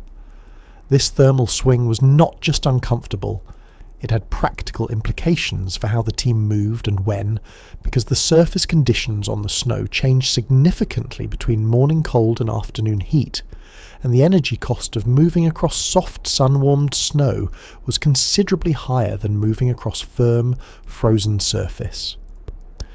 The valley itself was not entirely flat. The glacier that fills it is in slow motion, constantly, and the surface is broken in places by crevasses, not as chaotic or as numerous as in the icefall below, but present and requiring attention. The route through the CWM had to be scouted and marked, and the carries that supplied the higher camps had to follow a line that avoided the worst of the crevassed areas. In the grand visual scale of the CU, a line of climbers moving through it looks almost impossibly small. Tiny figures in an enormous white space, with walls of rock rising thousands of metres on either side. Several of the British climbers noted this quality in their accounts. The feeling of being very exposed in terms of scale, even when the immediate physical danger was lower than it had been in the icefall. There is something about that kind of vastness that affects people in ways that are hard to quantify. It is not fear exactly. It is more like a recalibration of what the human body is, measured against the landscape it is moving through. Camp 4 was established in the Western CWM, and it served as a kind of staging area for the upper mountain. Supplies that came through the icefall were moved up to Camp 4 and then sorted and redistributed for the carries that would continue upward. The Sherpas made multiple trips through this section, carrying loads that would have been heavy at sea level and were punishing at altitude. The organisation of the carries was one of Hunt's central logistical concerns throughout this phase of the expedition, because the timing of what went where determined whether the upper camps could be stocked in time for the summit attempts. He was working with a calendar that had real constraints. The monsoon season typically arrives in the Himalaya in late May or early June, bringing wind and snowfall that makes summit attempts essentially impossible. The window for climbing was narrow, and every delay below translated into pressure above. Above the western Sedaf, the terrain changed again in a way that announced itself clearly even from a distance. The Lhotse face is not subtle. It is a wall of ice and snow rising from the upper end of the CWM to roughly 7,900 metres, steep, sustained, and requiring a completely different approach than the relatively flat ground below. Looking up at it from Camp 4, it presents itself as a vast inclined plane of ice, pale blue in places where the surface is old and compressed, whiter where fresh snow has settled. The angle is steep enough that movement on it requires crampons and ice axes at all times, and fixed ropes were essential for the carries that had to supply the camps above. Establishing the route up the Lot's face was one of the most technically demanding phases of the 1953 expedition, and it took weeks of work. The climbers and Sherpas who equipped the route had to cut steps in ice at altitude, fix rope anchors in conditions where the cold made every task slower and every mistake more consequential, and do all of this while carrying loads and managing their oxygen. The work was done in stages, with teams moving up to fix rope to a certain point and then descending, before another team moved through and continued higher. It was methodical and unglamorous, and it was absolutely necessary. Camps 5, 6 and 7 were placed progressively up the face. Each camp was a small cluster of tents on whatever platform could be cut or found in the ice. Not comfortable, not spacious, but functional enough to allow climbers to rest, eat and prepare for the next carry. The altitude was doing its work on everyone by this point. Above roughly 6,000 metres, the human body begins to feel the deficit of oxygen in ways that compound over time. Sleep is disrupted. The brain, receiving less oxygen, can trigger a pattern called periodic breathing during the night, where breathing slows and then accelerates in cycles, which produces a kind of half-conscious anxiety that makes genuine rest difficult. Appetite drops, which is a problem because the body is burning enormous amounts of energy just to stay warm and to move. Headaches become a persistent background condition rather than an occasional symptom. Thinking slows in ways that are sometimes obvious to the person experiencing them and sometimes not. The climbers on the 1953 expedition were not immune to any of this. Their accounts describe the cumulative weight of altitude as something that settled over the expedition like a gradual pressure. Not a single bad day, but a sustained erosion of the ordinary feeling of being well.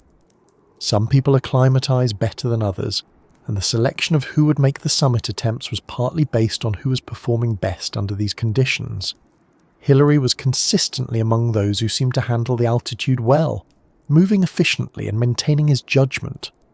Tenzing, with his years of high-altitude experience, also moved through the upper mountain, with a composure that impressed the British climbers around him.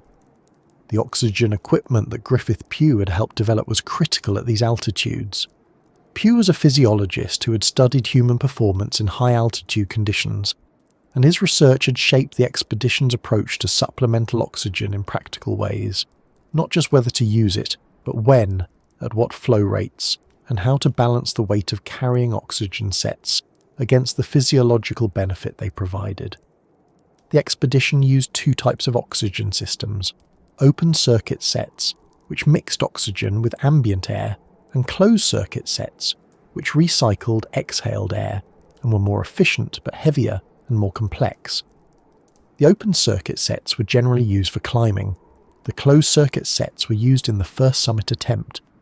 Both required maintenance and careful management, and the oxygen cylinders added significant weight to every load being carried up the mountain. The Sherpas carrying loads up the Lhotse face were doing something that deserves more than a passing mention.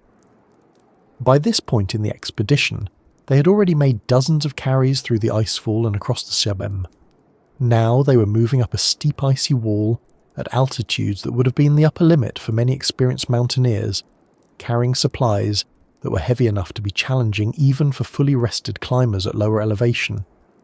The British expedition accounts of 1953 are, to their credit, fairly explicit about the central role the Sherpas played in making the summit possible, not as background figures, but as essential participants whose physical capacity and skill were indispensable. Tenzing Norgay occupied a particular position in this, recognised by Hunt and by the other climbers as someone who combined the load-carrying ability of the strongest Sherpas with a technical climbing skill and a high-altitude judgment that put him in a different category altogether. He was not being managed or directed in the way that some of the less experienced Sherpas required guidance. He was operating as a full partner in the upper mountain work. The South Col, at 7,906 metres, was where the route up the Lhotse face eventually led. It is a broad, windswept saddle between Everest and Lhotse, sitting at the top of the face and it is one of the most inhospitable places on the mountain. The wind at the South Col is a defining feature of the place, not occasional gusts, but a sustained, relentless force that makes every task outside the tent an exercise in managing exposure. The col is littered with the detritus of previous expeditions, abandoned oxygen cylinders, torn tent fabric, equipment that has been there for years, gradually being buried and re-exposed by the snow. It has a bleakness to it that is hard to overstate. Even in calm conditions, it is cold in a way that is difficult to describe without resorting to numbers, and the numbers, temperatures that can drop to -40 Celsius with wind chill, still don't quite capture what it feels like to be there. Camp 8 was established at the South Col, and it became the launching point for the summit attempts. Getting enough supplies there to support 2 summit pairs was itself a logistical challenge of the first order. The carries from Camp 7 to the South Col required crossing the upper section of the Lhotse face, and then a traverse onto the col itself, all at extreme altitude, in conditions that could change rapidly.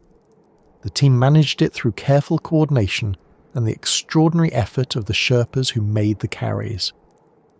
By mid-May, the South Col camp was stocked, and the expedition was in position to attempt the summit. The physical toll of the weeks on the mountain was visible in everyone by this point. Faces were wind-burned and gaunt. Bodies had lost weight that they had no easy way to replace at altitude, where eating was already difficult.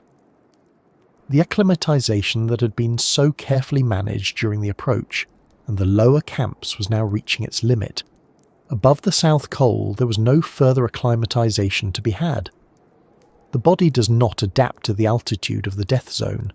It only deteriorates slowly from the moment of arrival. This is why the timing of the summit attempts mattered so much. Every day spent above 8,000 meters was a day of deterioration that could not be recovered from while still on the mountain. The plan had to work within a window that was defined both by the approaching monsoon and by the physiological countdown that began the moment climbers moved above the South Col. Hunt's plan called for 2 attempts. The first would go with Evans and Bourdillon using the closed-circuit oxygen sets. If they succeeded, the expedition was complete.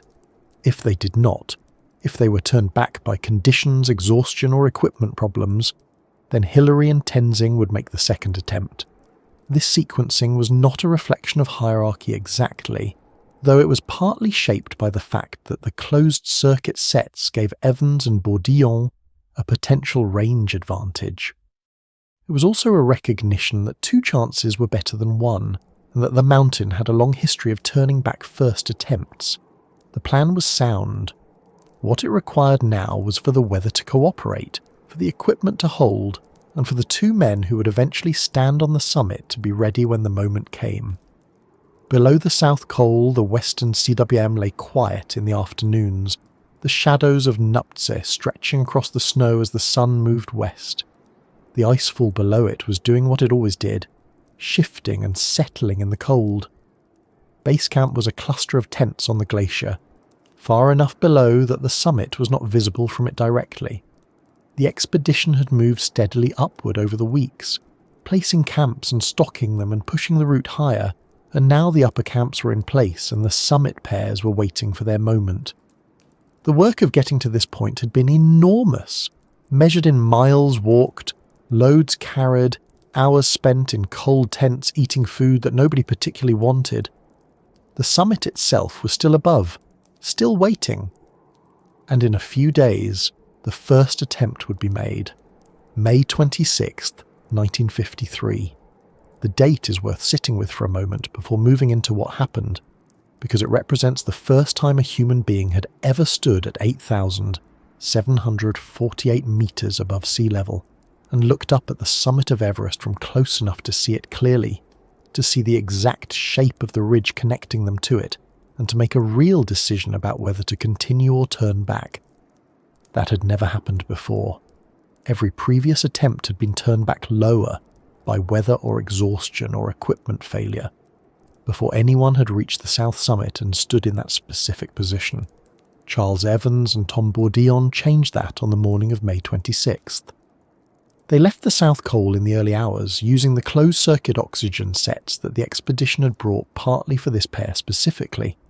The closed-circuit system, unlike the open-circuit sets that Hillary and Tenzing would use later, recycled the climbers' exhaled breath through a canister of soda lime that removed the carbon dioxide, then re-enriched the remaining gas with oxygen from the cylinders. The advantage was efficiency. The system wasted less oxygen than the open-circuit approach. The disadvantage was complexity. The equipment was heavier, more mechanically involved, and more prone to problems in the cold. It required careful management. But the theory was that the efficiency gain would give Evans and Bourdillon a better chance of reaching the summit and returning in a single push from the South Col without the need for a higher camp. They moved well in the early morning. The conditions on that day were not perfect. They rarely are on Everest, but they were workable.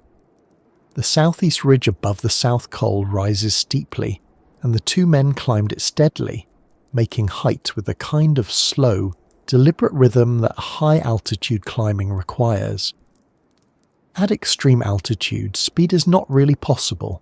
The body simply will not allow it.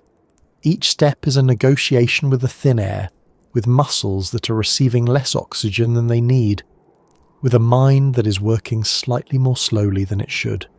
The rhythm becomes almost mechanical. Step, breathe, step, breathe.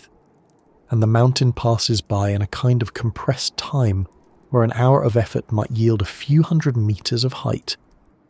By mid-morning, they were high on the ridge, moving through terrain that no human being had ever moved through before.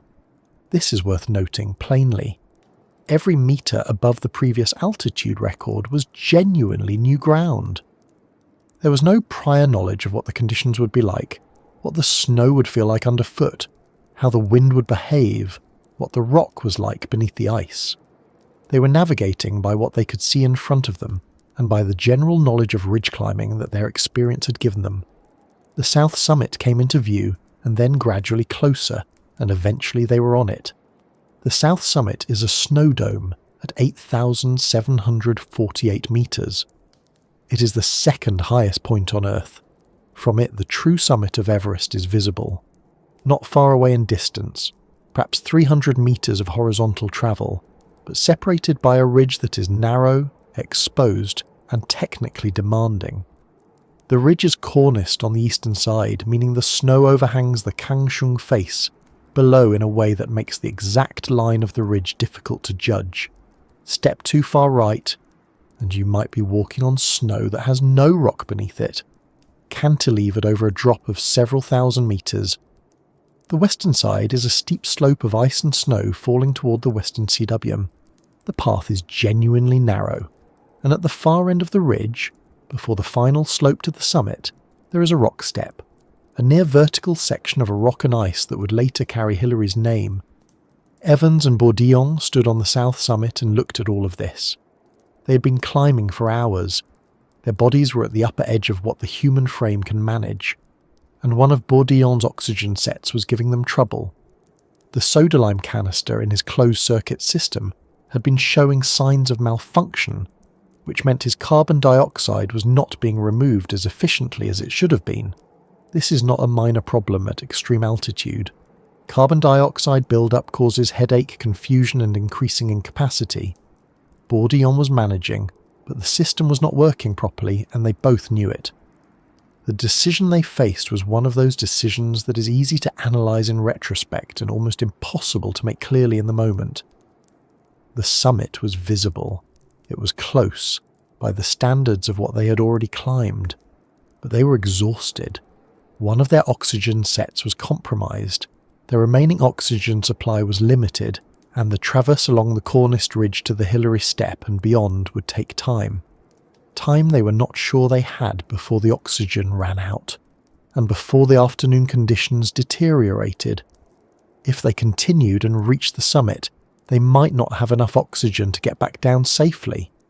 If they turned back now, they would return to the South Col, having set a new altitude record but not having reached the top. They turned back. It was the right decision, almost certainly. The calculus of oxygen remaining against distance to travel and time required, with a malfunctioning set already in play, pointed clearly toward retreat. Neither man was making this choice lightly or without cost. Evans would later describe the moment with a quiet, controlled regret that said more than a longer account might have. Bourdillon's own account was similarly measured. They had done something extraordinary. They had also not done the thing they set out to do. Both of those things were true at the same time, and they descended with that weight alongside the physical exhaustion. The descent to the South Col was slow and difficult. At extreme altitude, going down is not simply easier than going up. It requires its own concentration, its own careful management of tired legs and depleted oxygen and terrain that is just as dangerous in descent as it was on the way up. They made it back. When they arrived at the South Col camp, they were visibly spent. The rest of the team at Camp 8 could see what the attempt had cost them physically. They were safe, which was the important thing. But the summit was still unclaimed. John Hunt and the others absorbed what Evans and Bourdillon had learned. The south summit was reachable. The ridge beyond it was visible and, in principle, passable. The Hillary Step, though it did not yet have that name, was a serious obstacle but not an impassable one. The route existed. What had prevented the first attempt from completing it was a combination of equipment malfunction and the limits of what the human body could do in a single push from the South Col without a higher camp. Hunt's plan had already anticipated this possibility. Camp 9, a single tent at approximately 8,500 metres, was the answer. A higher launching point that would put the summit within reach of a team with full oxygen and a shorter distance to cover on summit day. Hillary and Tenzing had been watching from below. Hillary was at the South Col, close enough to see Evans and Bourdillon when they returned, close enough to read the exhaustion in their bodies and to understand what the attempt had involved. He did not know the precise details of what had happened on the South Summit yet, but he could see the condition of the two men and he understood the general shape of it. The first attempt had not succeeded. The second attempt would be his and Tenzing's. There is something worth noting about the particular quality of that knowledge, knowing that you are next, that the attempt that just failed was the one ahead of yours, that the window is narrow and the conditions are what they are and the summit is still there. It is not exactly pressure in the way that word is usually used. It is more specific than that. It is the knowledge that the preparation is complete, that the planning has led to this point, and that what remains is simply the act of going up. Hillary was not a man given to elaborate internal drama, from everything that his accounts and the accounts of those who knew him suggest. He was practical, physically capable, and clear-headed. But even for a man like that, the night of May 26th and the days immediately following must have had a particular quality of quiet intensity. The weather on May 27th was not suitable for a summit attempt. The team used the time to prepare for the push to Camp 9. George Lowe, Alfred Gregory and Agneema would accompany Hillary and Tenzing up to the high camp, help establish it, and then descend, leaving the two summit climbers alone at the highest camp ever placed on the mountain. The supplies for Camp 9 had to be carried from the South Col, which meant another round of load carrying at extreme altitude for the support team. This was not a small thing. Lowe and Gregory and Agneema were already deep into the physiological deterioration that comes with extended time above 8,000 metres. They were doing this work in the service of the two men who would go for the summit, knowing that their own role ended at the high camp. On May 28th, the group set out from the South Col and began moving up the southeast ridge toward the site where Camp 9 would be placed. The climbing was demanding. The ridge above the South Col is not technically extreme by the standards of what Evans and Bourdillon had navigated, but at 8,000 metres and above, with heavy loads and depleted bodies, every section of it requires real effort. They found a ledge, small, not quite flat, requiring some work to prepare, at approximately 8,500 metres, and there they pitched the single tent that would be Camp 9. The tent was a two-man design, which meant it was cramped under normal conditions and extremely cramped at 8,500 metres with two men, their oxygen equipment, their food supplies, and everything else that needed to fit inside it. The support team, Lowe, Gregory and Nima, descended after the camp was established. Hilary and Tenzing watched them go, and then it was the two of them, alone on a small ledge on the southeast ridge of Everest, higher than any camp had ever been placed, with the summit approximately 350 metres above them and the rest of the world a very long way below. The night that followed was not comfortable. Temperatures dropped to around minus 27 degrees Celsius inside the tent, which gives some sense of what it was like outside it. They melted snow for water on a small stove. Dehydration is a serious risk at altitude, and drinking enough fluid requires deliberate effort because the body's thirst signals become unreliable. They ate what they had brought: sardines, crackers, dates, sugar. The food was functional rather than appealing, and eating at that altitude requires a kind of willful determination that has nothing to do with appetite. Hilary later mentioned the sardines specifically, which suggests they made an impression, perhaps not the most welcome one. At some point during the night, Hilary reached out from his sleeping bag to check his boots, which he had placed at the edge of the tent. They had frozen. The leather had stiffened in the cold to the point where putting them on would have been extremely difficult, and climbing in partially thawed, stiff boots would have been both painful and dangerous. He spent roughly 2 hours holding them over the stove, working the leather back to a state where they could be worn properly. This is the kind of detail that gets mentioned in passing in some accounts, and then forgotten, but it matters. 2 hours of careful, deliberate work in the dark, at 8,500 metres, in a tent barely large enough to move in, thawing boots that should not have been left to freeze in the first place. It is a reminder that the summit day did not begin at 6:30 in the morning. It began the night before, with small, unglamorous tasks that had to be done correctly, or the attempt would fail before it started. Tenzing, for his part, described the night as one of waiting and listening. The wind was audible, moving across the ridge outside, and the question of what the morning would bring was not answerable until the morning came. He had been on this mountain before, multiple times, and he understood what a climbable day felt like versus what an unclimbable one felt like. He was waiting to find out which one was coming. They used oxygen through the night to help their bodies manage the altitude. Sleeping at 8,500 metres without supplemental oxygen would have been deeply unrestful and physiologically costly, and they needed whatever reserves they could preserve for the climb ahead. Hilary checked the oxygen equipment in detail before sleeping, and again in the early morning. Each set carried roughly 800 litres of oxygen, enough for a certain number of hours at a given flow rate. The calculation of how much oxygen to use when, at what rate to set the flow, and how to manage the supply across the full round trip to the summit and back was not simple. Use too much early and you might run short on the descent. Use too little and you might not have the capacity to climb effectively. Hilary had studied the equipment carefully and understood its limits. He set the flow rates for the night with the summit day in mind. By early morning on May 29th, the wind had dropped. The sky was clear. The conditions were as good as they were likely to get. Hilary and Tenzing prepared to leave the tent, and as they did, everything that had led to this moment, the decades of attempts that had failed, the men who had died on this mountain, the planning and the logistics and the weeks of climbing to put two people in this exact position, was about to be tested in the simplest possible way. They were going to try to walk to the top of the world, and whether they could do it would be known before the day was out. They left Camp 9 at approximately 6:30 in the morning. The air was still. The sky above the ridge was that deep particular blue that only exists at extreme altitude, where the atmosphere is thin enough that the colour shifts towards something almost violet at the edges.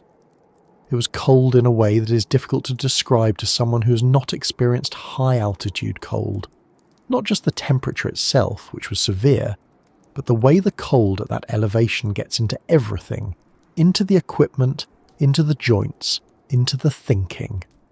Hilary and Tenzing moved carefully, methodically, the way experienced climbers move when they know that the day ahead is long and that pace matters more than speed. They were roped together, as they had been throughout the expedition.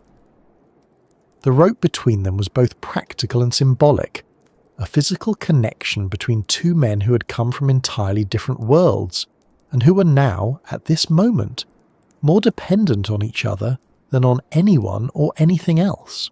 Hilary was in front for much of the early climbing. Tenzing followed.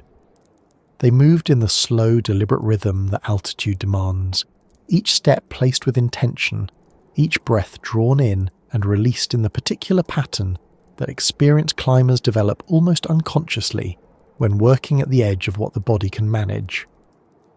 The southeast ridge above Camp 9 is not a gentle slope.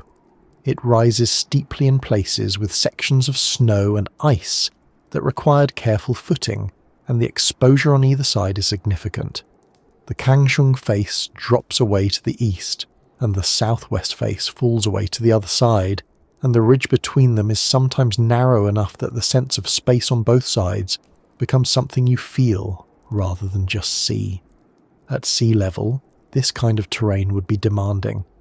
At 8,500 meters, with the weight of oxygen equipment on their backs and the altitude working steadily against their bodies, it required everything they had to move through it efficiently. Hilary was cutting steps in some sections, using his ice axe to chip footholds into harder ice so that each placement was secure. This takes time and energy. There is a particular cost to step cutting at altitude that is hard to overstate. The physical effort of swinging an ice axe repeatedly, bending, placing the foot, testing the hold, moving up and doing it again at 8,700 meters, that sequence is exhausting in a way that the same action at lower altitude simply is not. The body's ability to recover between efforts is severely reduced. You swing the axe and you feel it. You feel the next one more. By the time you have cut a dozen steps, you are aware of every one of them in your muscles and your lungs. They moved steadily through the morning. The oxygen sets were working. The flow rate had been set carefully, and Hilary was monitoring the equipment as they climbed, checking the gauges, making sure the supply was tracking as expected. The mathematics of the oxygen supply was something he had thought through repeatedly, and he was watching it in real time now, translating the numbers into decisions about pace and timing. The south summit came first. At 8,748 meters, it was the point that Evans and Bourdillon had reached 3 days earlier, the highest point any human being had stood at the time, until Hilary and Tenzing passed through it on their way towards something higher. They paused here briefly. The view from the south summit is extraordinary in a way that photographs of that era only partially capture. The world below is not just distant. It is arranged in a way that makes the normal sense of scale feel unreliable. Peaks that would dominate any other landscape appear reduced. The horizon curves in a way that is perceptible. The Tibetan plateau spreads out to the north in shades of brown and grey. The light at that altitude has a clarity that belongs to a different category than ordinary daylight. But they did not stop to consider the view for long. From the south summit, the true summit was visible, and so was the problem standing between them and it. The ridge connecting the south summit to the main summit is narrow, corniced on the eastern side with overhanging snow that could break away without warning, and it drops steeply on both sides. Moving along it requires care and attention. Hilary described it later as a knife edge, which is not quite literal, but is not far from the experience of it either. They moved along this section carefully, testing the snow, staying off the corniced edge, watching each placement. And then they reached the Hilary step. It did not have that name yet. It would acquire it later, named for the man who climbed it first on that morning.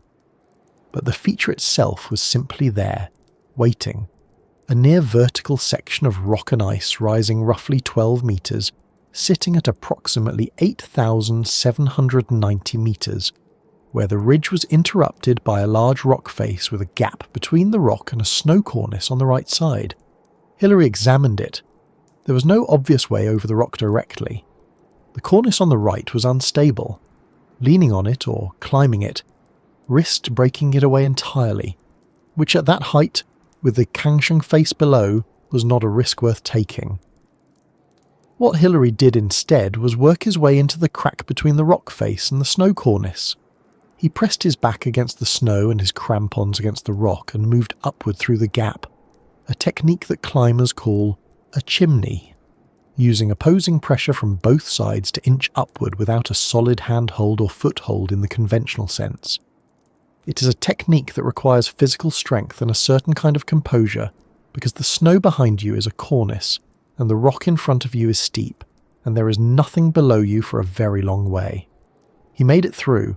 He pulled himself up onto the snow above the step and drove in his ice axe and held the rope as Tenzing followed. Tenzing climbed through the same gap, and Hilary brought the rope in steadily as he came up. When Tenzing reached the top of the step, they were both standing on the narrow ridge above it, and the geometry of the mountain had changed. The angle of the slope ahead was gentler. The summit was close. Hilary later described the feeling at this point as something like disbelief. Not celebration, not triumph, but a quiet, almost cautious awareness that the thing they'd come to do might actually be possible. After everything, after all the preparation and the weeks on the mountain and the night in the tent at 8,500 meters thawing his boots over a stove, he was standing above the Hilary step with the summit of Everest visible ahead of him and below him, and the oxygen still flowing and his legs still moving. It is the kind of moment that is hard to process in real time. You simply keep going. They kept going. The ridge above the step widened slightly and the angle eased. They were moving through snow that was firm enough to hold their crampons well, which is better than the alternative. Soft snow at that altitude can be treacherous, hiding crevasses or simply giving way under weight. The footing was good. They moved steadily. Hilary was watching the slope ahead, looking for what the summit would look like when they reached it, trying to gauge whether each rise in the ridge was the final one, or whether there was more above it. At extreme altitude, the visual judgment of distance and height becomes unreliable. You think you see the top and then you reach it and there is more above. It is a particular kind of demoralizing experience that climbers call false summits, and Hilary was watching carefully, not allowing himself to assume. And then the ridge ahead did not rise anymore. It rounded off. The slope flattened into a small rounded dome of snow, and there was nothing above it but sky. It was approximately 11:30 in the morning on May 29th, 1953. Hilary stepped onto the summit of Everest. Tenzing came up immediately behind him. They were standing on the highest point on the surface of the Earth, 8,848 meters above sea level, above every other mountain, above the weather systems that produced the storms they had watched from lower on the mountain, above almost everything. The sky around them was that deep, clear blue. The wind was relatively calm. The temperature was severe, but not the worst they had experienced. Hilary extended his hand. Tenzing, in the account he would give later, did not shake it. He pulled Hilary into an embrace. Hilary, by his own admission, a man not given to easy emotional display, described the moment as one of quiet elation mixed with relief. Not the roaring triumph of a sports victory, but something quieter and more complicated than that. They had done it. They were here. And they were still alive, which at this point in the history of Everest attempts was not something that could be taken for granted. Hilary took out his camera. He photographed Tenzing standing on the summit, ice axe raised, the flags of 4 nations visible on it: the United Nations, the United Kingdom, Nepal and India. It is the image that most people know. Tenzing, goggles up, axe lifted, the world below him in every direction. Hilary did not appear in any summit photographs. Tenzing, by his own account, did not know how to operate the camera well enough to take a reliable photograph, and Hilary did not ask him to try. This small fact would later be used by some people to suggest that Hilary did not want photographic proof of Tenzing at the summit, a reading that most people who knew either man considered unfair. The simpler explanation is probably the right one. Hilary had the camera, he knew how to use it, and he took the photograph. Tenzing reached into the snow and made a small hollow. Into it he placed an offering: chocolate and biscuits, tucked into the highest ground on earth as an act of gratitude to the mountain. He was Buddhist, and the gesture was genuine, not performative.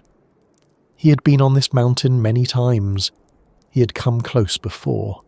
The mountain had let him reach the top this time, and he acknowledged that in the way that felt right to him. Hilary, for his part, looked carefully around the summit and along the ridge they had come from. He was looking for any sign that George Mallory and Andrew Irvine had been here before. A camera, a piece of equipment, anything that might have survived 29 years at extreme altitude to tell the story of whether those two men had reached the summit in 1924 before vanishing. He saw nothing. The snow was undisturbed in the ways that would have mattered. He could not say with certainty that Mallory and Irvine had not been here, only that there was no evidence that they had. The mystery remained exactly where it had always been. They stayed on the summit for approximately 15 minutes. The oxygen was a factor. Every minute spent at the top was a minute of supply used, and the descent required oxygen too, perhaps more urgently than the ascent in some ways because exhaustion and hypoxia combined on the way down in ways that caused accidents. Hilary checked the gauges. The supply was manageable but not generous. 15 minutes was enough. They had been here. They had done what they came to do. They turned and began to descend. The descent from any high summit is, in many ways, more dangerous than the ascent. The body is depleted. The attention is harder to maintain. The footing that was manageable on the way up can become treacherous on the way down when the legs are tired, and the judgment is slightly slower than it should be. Hilary and Tenzing moved carefully back along the ridge, back down through the Hilary Step, which is, if anything, more demanding to descend than to climb, and back along the cornice section toward the south summit. The oxygen held, the weather held, the footing held. By the time they reached the South Col and Camp 8, George Lowe was there to meet them, having come up from below with hot soup and the particular kind of relief that comes from watching two people you care about return from somewhere they might not have come back from. Hilary, by some accounts, said something like, "Well, George, we knocked the bastard off," which is not the most poetic summit announcement in the history of mountaineering, but it is entirely human, and it is exactly the kind of thing you might say after spending a night at 8,500 metres, thawing your boots and climbing 12 metres of near-vertical rock at 8,790 metres, and standing on the top of the world and then walking back down again. The mountain had been climbed. The news for now was known only to the people on it. How the rest of the world would find out and what would happen when it did was a story that was already beginning to unfold in the camps below. The news travelled down the mountain the way most things did in 1953, slowly, by foot, through cold air and difficult terrain, carried by a runner who had no particular idea of the weight of what he was carrying. The expedition had arranged a system in advance, partly because John Hunt was a meticulous planner and partly because the situation required it. The Times of London had paid for exclusive rights to the story, a significant sum, and a significant arrangement that gave the newspaper both a financial stake and a journalistic obligation to get the news out before anyone else did. The problem was that other journalists were in the region, watching and waiting, and a direct radio message announcing the summit would almost certainly be intercepted. So the expedition used a code. A message meaning failure would read, "Snow conditions bad." A message meaning success would read, "Summit of Everest reached on May 29th by Hilary and Tenzing." That second message was the one that eventually went out, transmitted from the expedition's camp to a relay point in Namche Bazaar, and from there toward Kathmandu. But before the coded message moved through official channels, a runner carried the news physically, which was how communication in that part of Nepal still worked in 1953. The runner walked for roughly 2 days. The message reached Kathmandu on May 30th. From there it was transmitted to the British Embassy, and from the British Embassy it reached London. It arrived in the early hours of June 1st, 1953. June 1st, 1953 was the morning of Queen Elizabeth II's coronation. This is the kind of coincidence that, if you put it in a novel, an editor might ask you to reconsider. It is almost too neat. Britain was already in a state of collective celebration. The young Queen was being crowned, There were street parties planned. The country was in the particular mood of a nation that had survived a devastating war and was trying to feel hopeful about what came next. And then, on that specific morning, a message arrived saying that a British expedition had placed 2 men on the top of the world's highest mountain for the first time in history. The Times ran the headline that day, "The crowning glory, Everest is climbed." The phrase was intentional. The editors knew exactly what they were doing with it. 2 coronations in a single morning, one literal and one figurative, and the country received both of them with genuine delight. The reaction was immediate and enormous. There is sometimes a tendency to describe historical moments of public celebration as though everyone felt the same thing at the same time, which is never quite true. But in this case, the response genuinely does seem to have been widespread and enthusiastic. People who were alive in Britain in 1953 and old enough to remember it often describe hearing the news as one of those moments that lodges in the memory. Where you were, who told you, what the weather was like. It had that quality. The mountain that had resisted every attempt for over 30 years had finally been climbed, and it had been climbed by a British expedition, and it had happened on Coronation Day, and for a country that was still in many ways recovering from the 1940s, it felt like something. A signal, maybe. A reason to feel good about things. Edmund Hillary was knighted almost immediately. He became Sir Edmund Hillary within days of the news reaching London, the honour conferred by the new Queen herself. It was a straightforward decision. He was a Commonwealth citizen from New Zealand. He had led the summit pair, and the knighthood was a natural and expected recognition of what he had done. Hillary received it without apparent discomfort, though he was by most accounts not a man who sought ceremony, or particularly enjoyed being celebrated. He was practical, direct, and somewhat private in the way that certain kinds of quietly confident people often are. The knighthood was given, he accepted it, and he got on with things. Tenzing Norgay received the George Medal. This was a significant distinction. It was not a minor award, and it was given with genuine respect for what he had done. But it was not a knighthood, and the reason was procedural rather than personal. Knighthoods at the time were limited to British subjects and citizens of Commonwealth nations with the appropriate standing, and Tenzing did not fit that category. He was Nepali, or possibly Tibetan by birth. The details of his early life were not precisely documented, and he was not a British subject. The George Medal was the appropriate honour within the system as it existed. That is the official explanation, and it is probably accurate as far as it goes. But the reality was more complicated than that, and people at the time understood it as such. In India and Nepal, Tenzing was not celebrated as the recipient of a secondary honour.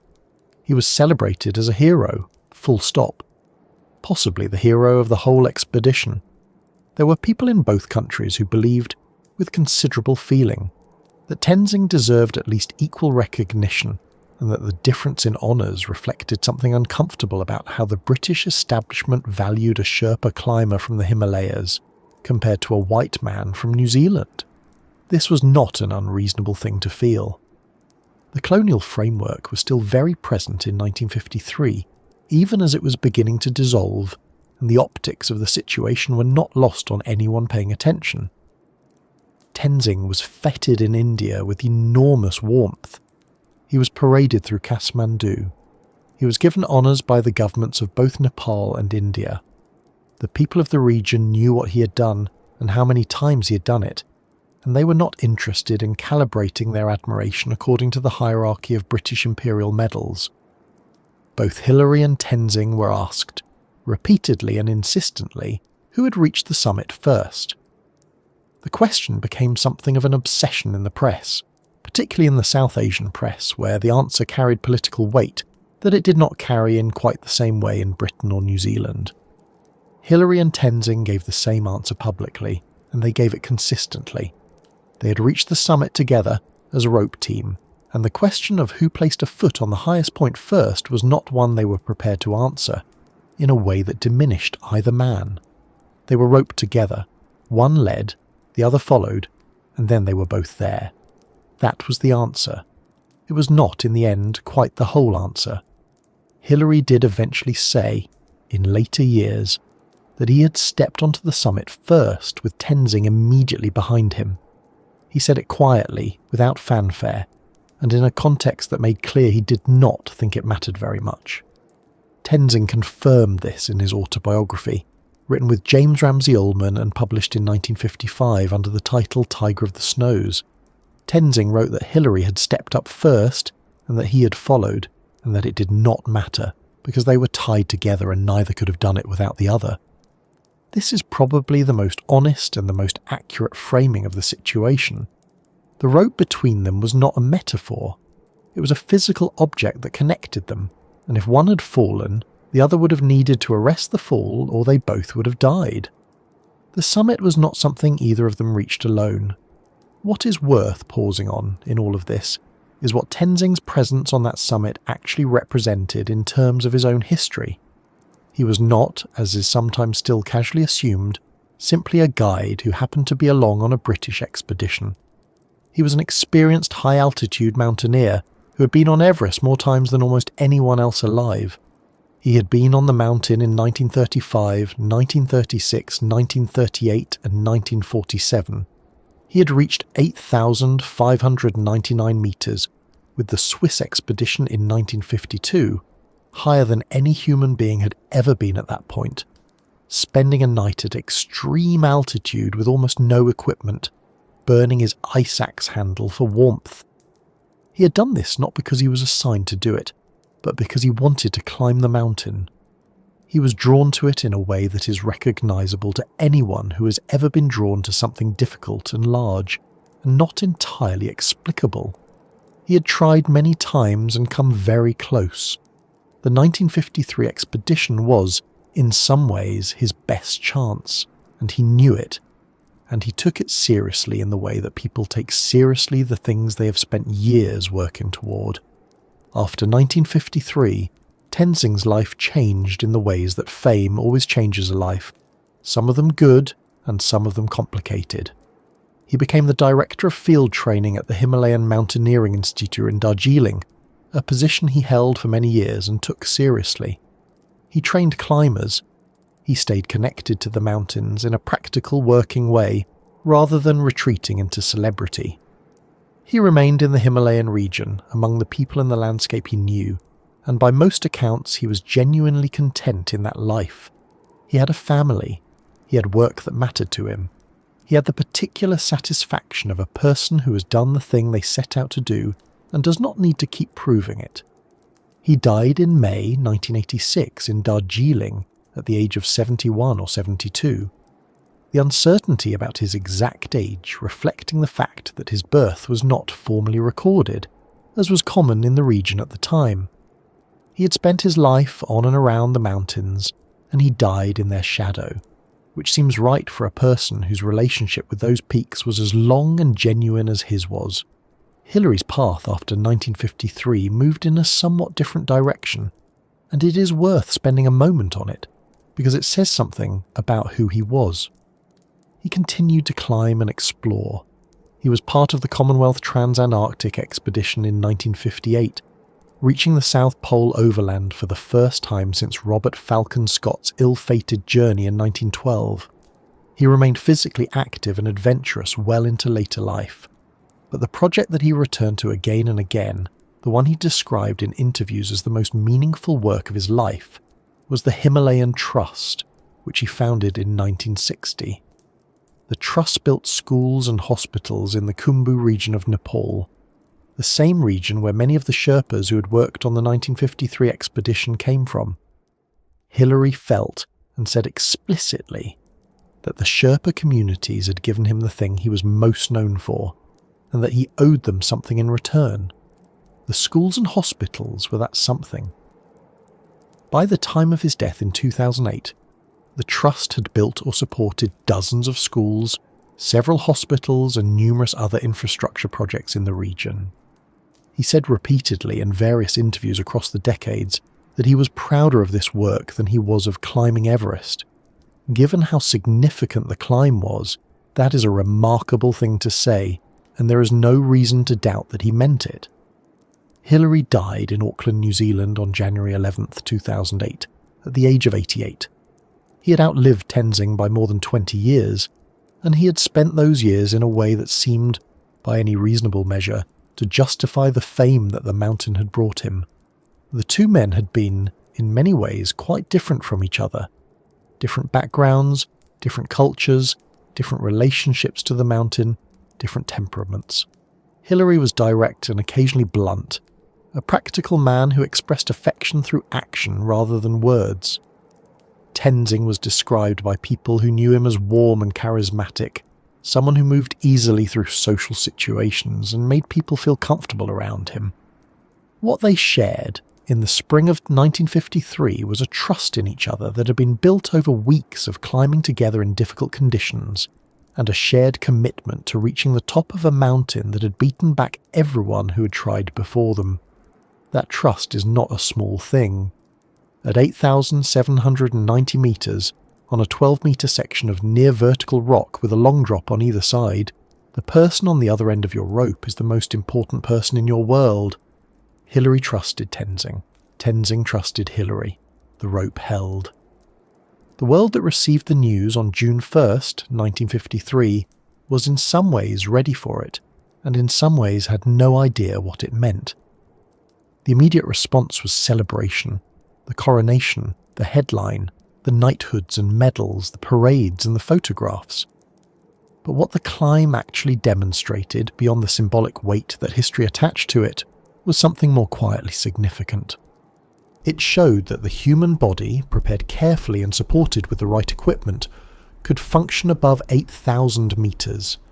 It showed that systematic planning and genuine teamwork could do what individual heroism and raw determination had repeatedly failed to do. And it showed that a mountain that had been treated for decades as a kind of absolute limit, the edge of what was survivable, was not quite that. It was very hard. It was genuinely dangerous. People had died on it and would die on it again. But it was not impossible. And once a thing is proven possible, the world adjusts its sense of what is possible, and that adjustment does not go backward. The story of what the mountain became after 1953, what happened to it, and what happened to the people who continue to be drawn to it, is a different kind of story, and it is one worth telling.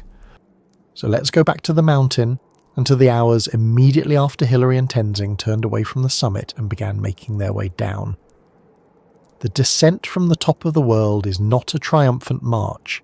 It is careful, slow, and exhausting, because the body that carried you up is now depleted, the oxygen is running lower, and the mountain does not care what you have just accomplished. Hillary and Tenzing moved back down the southeast ridge, retracing the steps they had cut on the way up, crossing the Hillary step again from the other direction, working their way back toward Camp 9. They were tired in the specific way that extreme altitude makes a person tired, not just physically, but in the deeper sense of a body that has been running on very little for a very long time. They reached the tent. Then they continued down to the South Col, where George Low met them with hot soup, and the kind of relief that only someone who has been waiting at high altitude for news of two people he cares about can fully feel.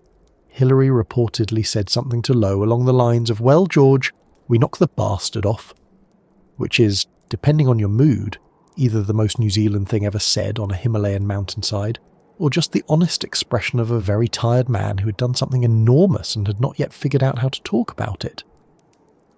The news then had to travel, and the way it travelled is one of the more quietly interesting parts of this whole story. The 1953 British expedition had an exclusive media arrangement with the Times of London. The Times had paid for the rights to the story, and in exchange the expedition agreed to send dispatches exclusively to them throughout the climb. James Morris, who later became Jan Morris, the writer and journalist, was embedded with the expedition as the Times correspondent. Morris was 26 years old at the time, and had hiked up to the South Col with the team to be as close to events as possible. When the news came down from the summit, Morris had to get it out quickly, before any other journalist could piece it together and break the story independently. The system they used was a coded message, carried by a runner to the nearest telegraph station. The code was designed to protect the scoop. Different phrases meant different things. A message indicating bad snow conditions meant failure. But the real message, the one that mattered, was phrased differently, and it moved through the communication chain carefully, from the mountain to Kathmandu and then by cable to London. Morris later wrote about this process in considerable detail, describing the urgency and the strangeness of trying to transmit world historical news through a system of runners and telegraph offices in the Himalayan foothills. The runner who carried the message walked through the night. The timing was tight. The message reached Kathmandu on May 30th. From there it was relayed to London, arriving in the early hours of June 1st, 1953. June 1st, 1953 was the morning of Queen Elizabeth II's coronation. It is difficult to know quite what to make of that timing. It was, of course, a coincidence. No one had planned for the summit to happen on May 29th specifically, and the coronation date had been set long in advance. But the effect of the two things arriving together was considerable. Britain was already in a mood of celebration and national feeling, the kind of collective emotional state that a country enters when it is marking something it regards as significant and new. The young queen was being crowned, and then, on that same morning the headline arrived. The Times ran it on the front page. The crowning glory. Everest is climbed. The headline was not subtle, and it was not trying to be. It connected the two events explicitly, framing the ascent as a gift to the new queen, a kind of national offering that the mountain had somehow arranged to deliver at exactly the right moment. Other newspapers picked up the story immediately. The BBC broadcast the news. The reaction across Britain was one of genuine celebration. Crowds in London who had gathered for the coronation heard the news and received it as part of the same festive wave of feeling that the day had already generated. Internationally, the response was substantial. The climb had been a British expedition, but the story was understood as a human one, and it spread accordingly. Newspapers around the world covered it.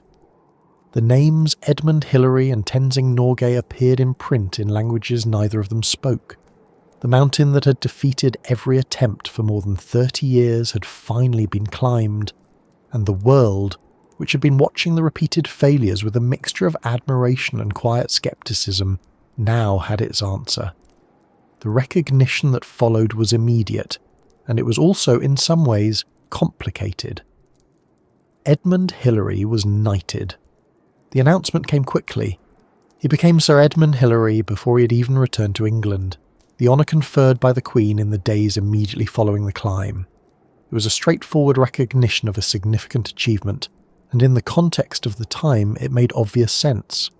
Hillary was a British Commonwealth citizen, a New Zealander, and the honour system had a clear mechanism for recognising people like him. Tenzing Norgay was awarded the George Medal.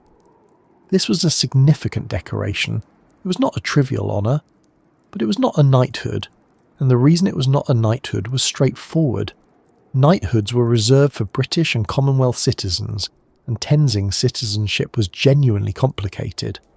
He had been born in a region that straddled the Nepal-Tibet border, had lived in Darjeeling for much of his adult life, and carried an Indian identity document.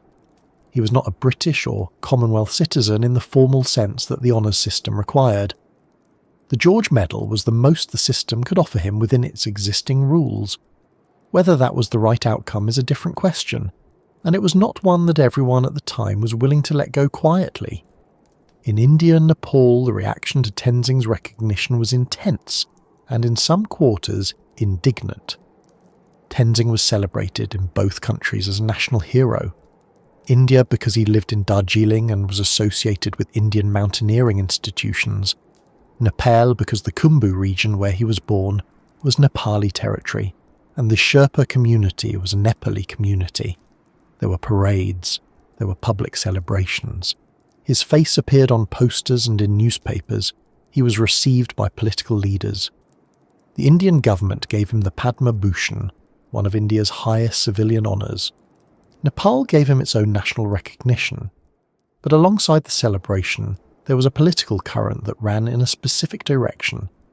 some voices in India and Nepal argued, loudly in public, that Tenzing had not merely been a member of the team, but had been the essential figure, and that the British recognition had diminished him.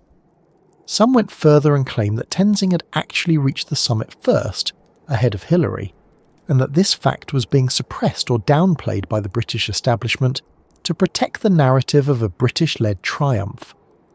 The question of who stepped onto the summit first became, in this context, something more than a matter of historical curiosity. It became politically charged in a way that neither man had anticipated or particularly wanted. Both Hillary and Tenzing, in the days and weeks immediately after the climb, gave carefully consistent public answers. They had reached the summit together as a team. That was the official position, and both men maintained it in interviews and public appearances.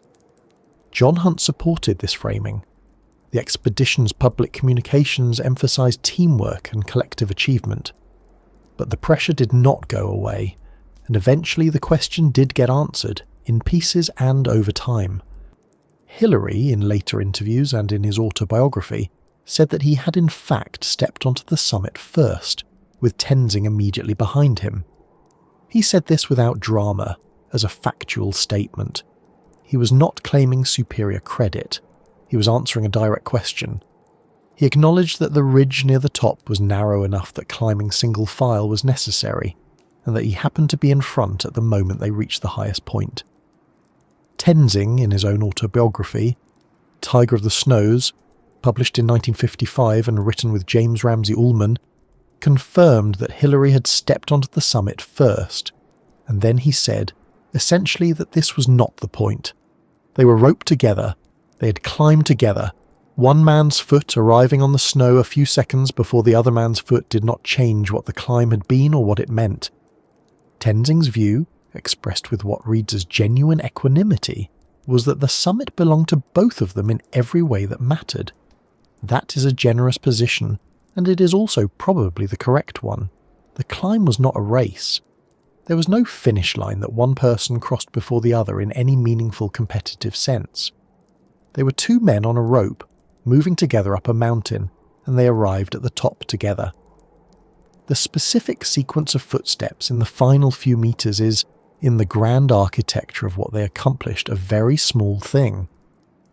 But the fact that it became a controversy at all is worth sitting with for a moment, because it reflects something real about how the story was received and what people wanted it to mean. In Britain, the climb was understood as a British achievement, British organised, British funded, British led. In India and Nepal, it was understood as Tenzing's achievement, and Tenzing's achievement specifically as a Sherpa, as a South Asian man, as someone who had been doing the hard work on that mountain for years before the British arrived with their equipment and their plans. Neither of these readings is entirely wrong, and neither is entirely complete.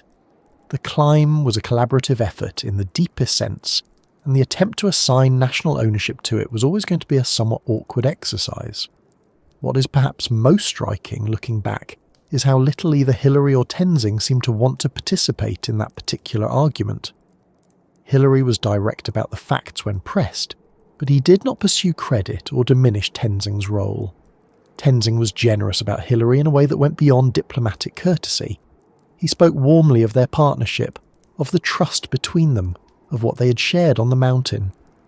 The two men remained connected for the rest of their lives, not in a constant or performative way, but in the genuine way of people who have been through something together that very few other people have experienced.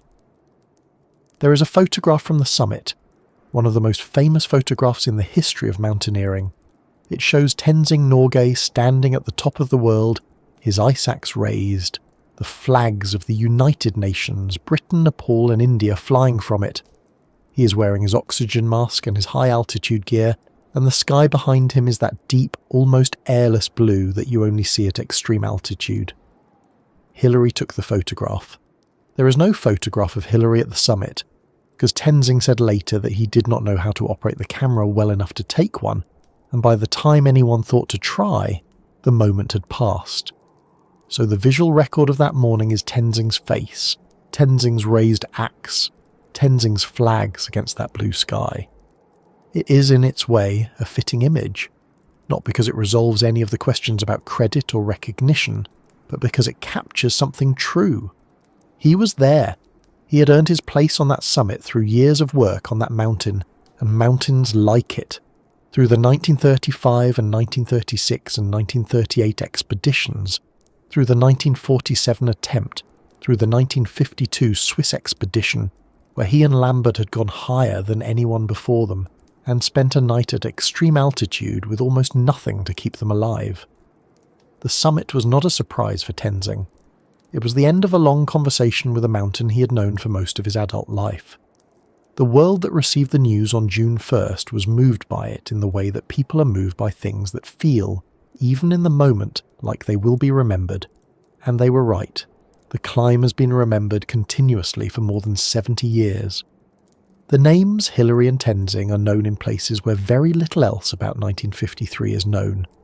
The photograph of Tenzing at the summit has been reproduced so many times that it has become one of those images that feels older than any individual memory of it. But the celebration and the controversy and the photographs were all, in a sense, the beginning of a second story. The story of what Everest became after that morning in May 1953, what the mountain turned into once it was known to be climbable, and what that transformation cost. That is where the account of this mountain and this climb continues. Tenzing Norgay was born sometime around 1914. The exact date was never recorded, which is itself a small detail that says something about the world he came from. He grew up in the Khumbu region of Nepal, near the foot of the very mountain he would one day stand on top of. Some accounts say he was actually born in Tibet, in a village called Chechu, and that his family moved to the Khumbu area when he was still young. Either way, the landscape of his childhood was the Himalaya, not as a destination, not as a challenge to be conquered, but simply as the place where he lived. The mountains were not exotic to him. They were home. His family was poor. He grew up herding yaks, doing the kind of work that leaves no particular trace in history. He had no formal education to speak of. What he had was physical capability, and a quality that people who knew him described consistently as a kind of quiet fearlessness. Not recklessness, but a settled comfort with high places and hard conditions that other people found remarkable. He began working as a porter on mountaineering expeditions in the 1930s, which was one of the few ways a young Sherpa man could earn steady wages.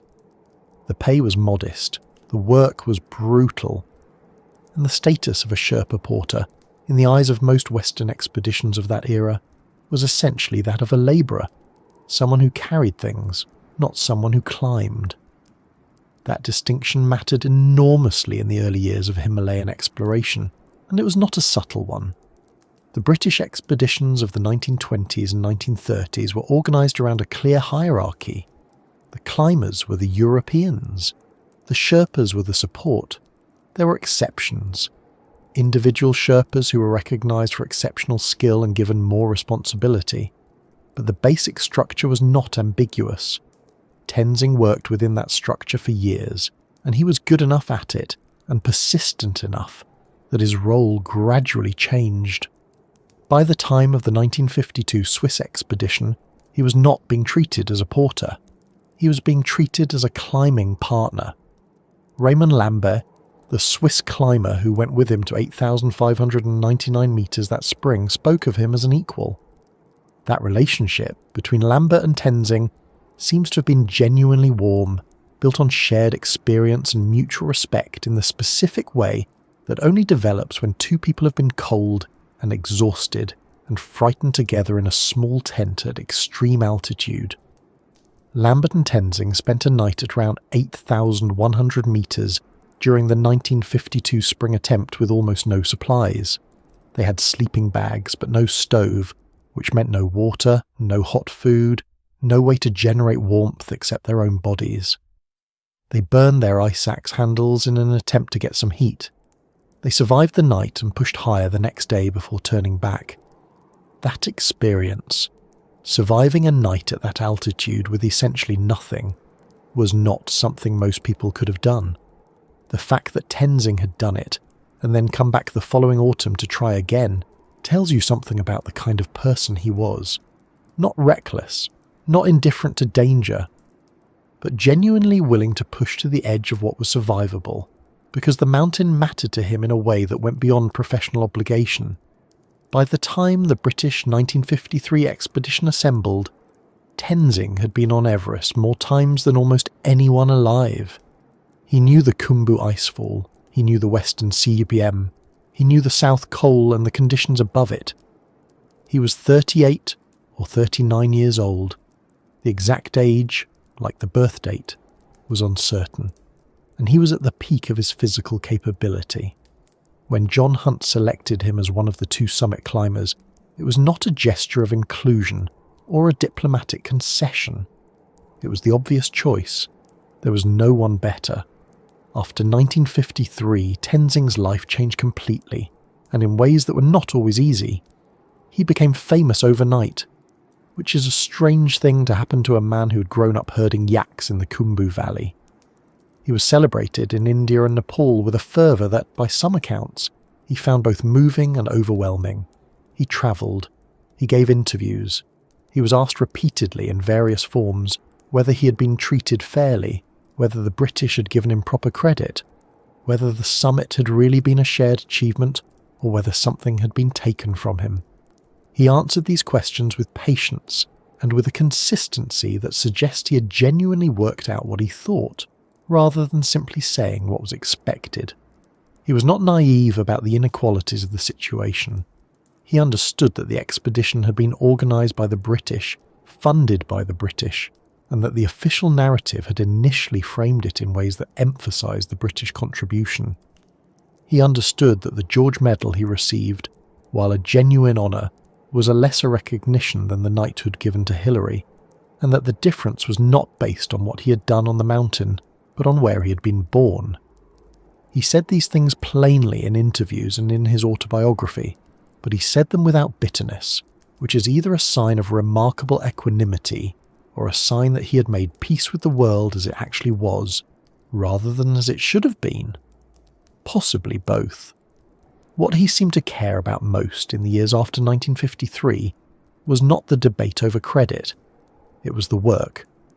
In 1954, he was appointed the first director of field training at the Himalayan Mountaineering Institute in Darjeeling, an institution founded specifically to train Indian climbers in high-altitude mountaineering.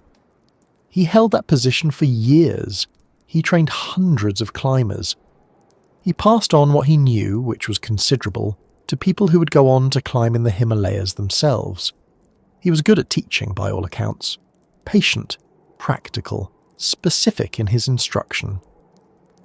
The knowledge he had accumulated over 2 decades of Himalayan climbing did not disappear into the historical record. He transmitted it. He continued climbing well into his later years, not at the extreme altitudes of his summit days, but in the mountains he had known all his life. He travelled internationally. He wrote with Ullman the autobiography that gave the world its clearest picture of who he was and what he had experienced. He married 3 times. His first wife, Dawa Futi, died in 1944. He married Ang Lhamu, who had been his companion for years, and later Daku.